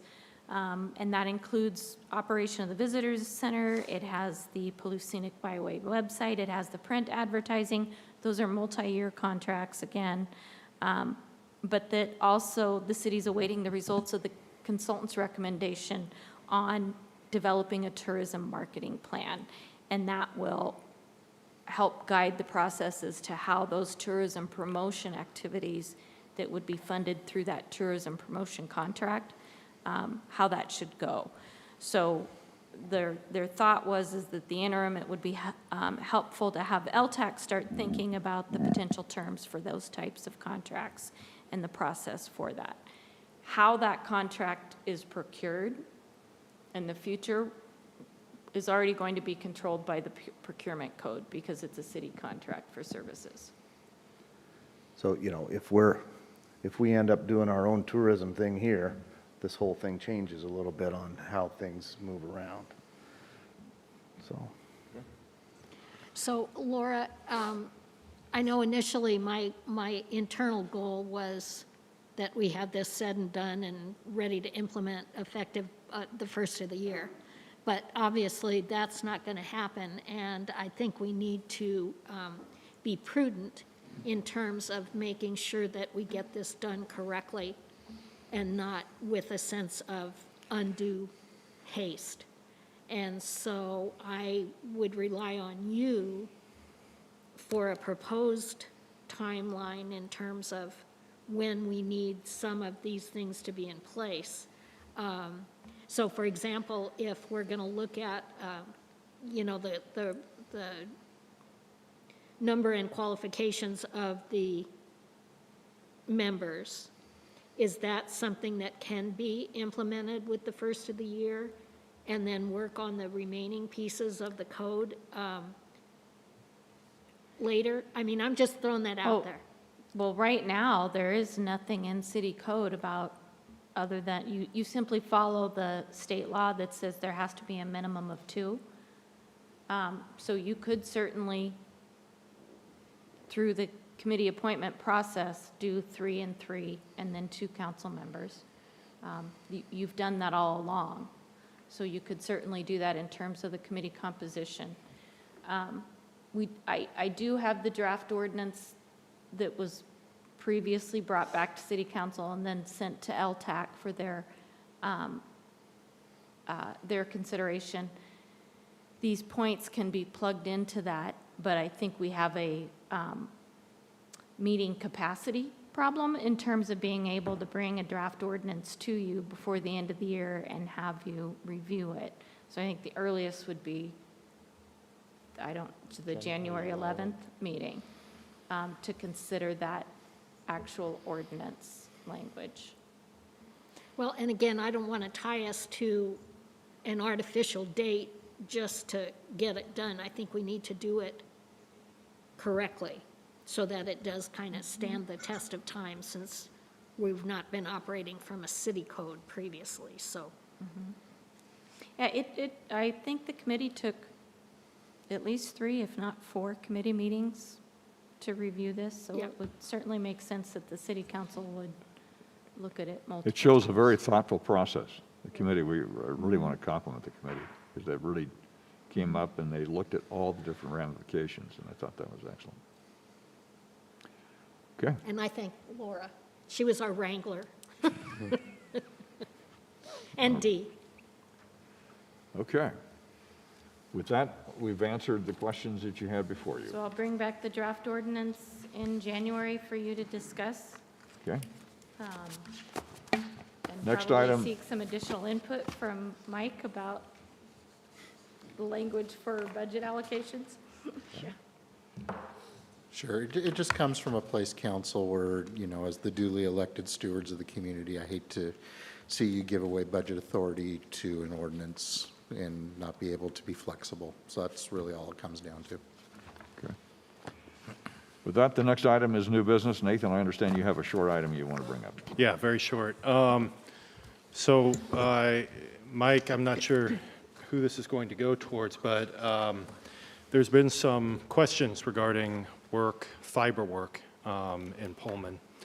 And so it would be great if we could get an update regarding some of that work. I believe Zipley is using some contractors. If we could have some updates regarding it. I think there's been some questions. Would you find it more beneficial to be an in-person update at a council meeting or over versus a memo? No, I would say in person. I understand.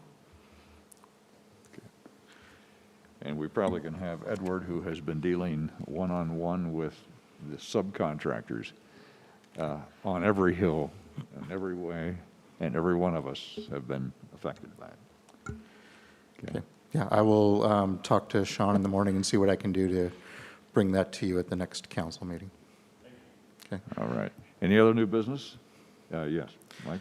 Thank you, Mayor. With the resignation of council member records, I worked with the city clerk on Monday and analyzed his different roles as far as representative to different groups. And through that analysis, I believe we can handle his different items until committee assignments are reassigned, except for the audit committee. I think that puts an undue burden on the other audit committee member.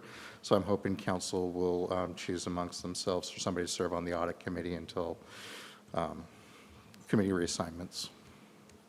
Brandon's already serving on it. Ann, I I'm saw only you. good for a few more days. So Ann, I saw you'd be willing to do it? You've done a great job in the past, so. Okay, thank you. Okay? That'll Thank help. you for stepping up. We appreciate that. Okay. Other than that, do I hear a motion to adjourn?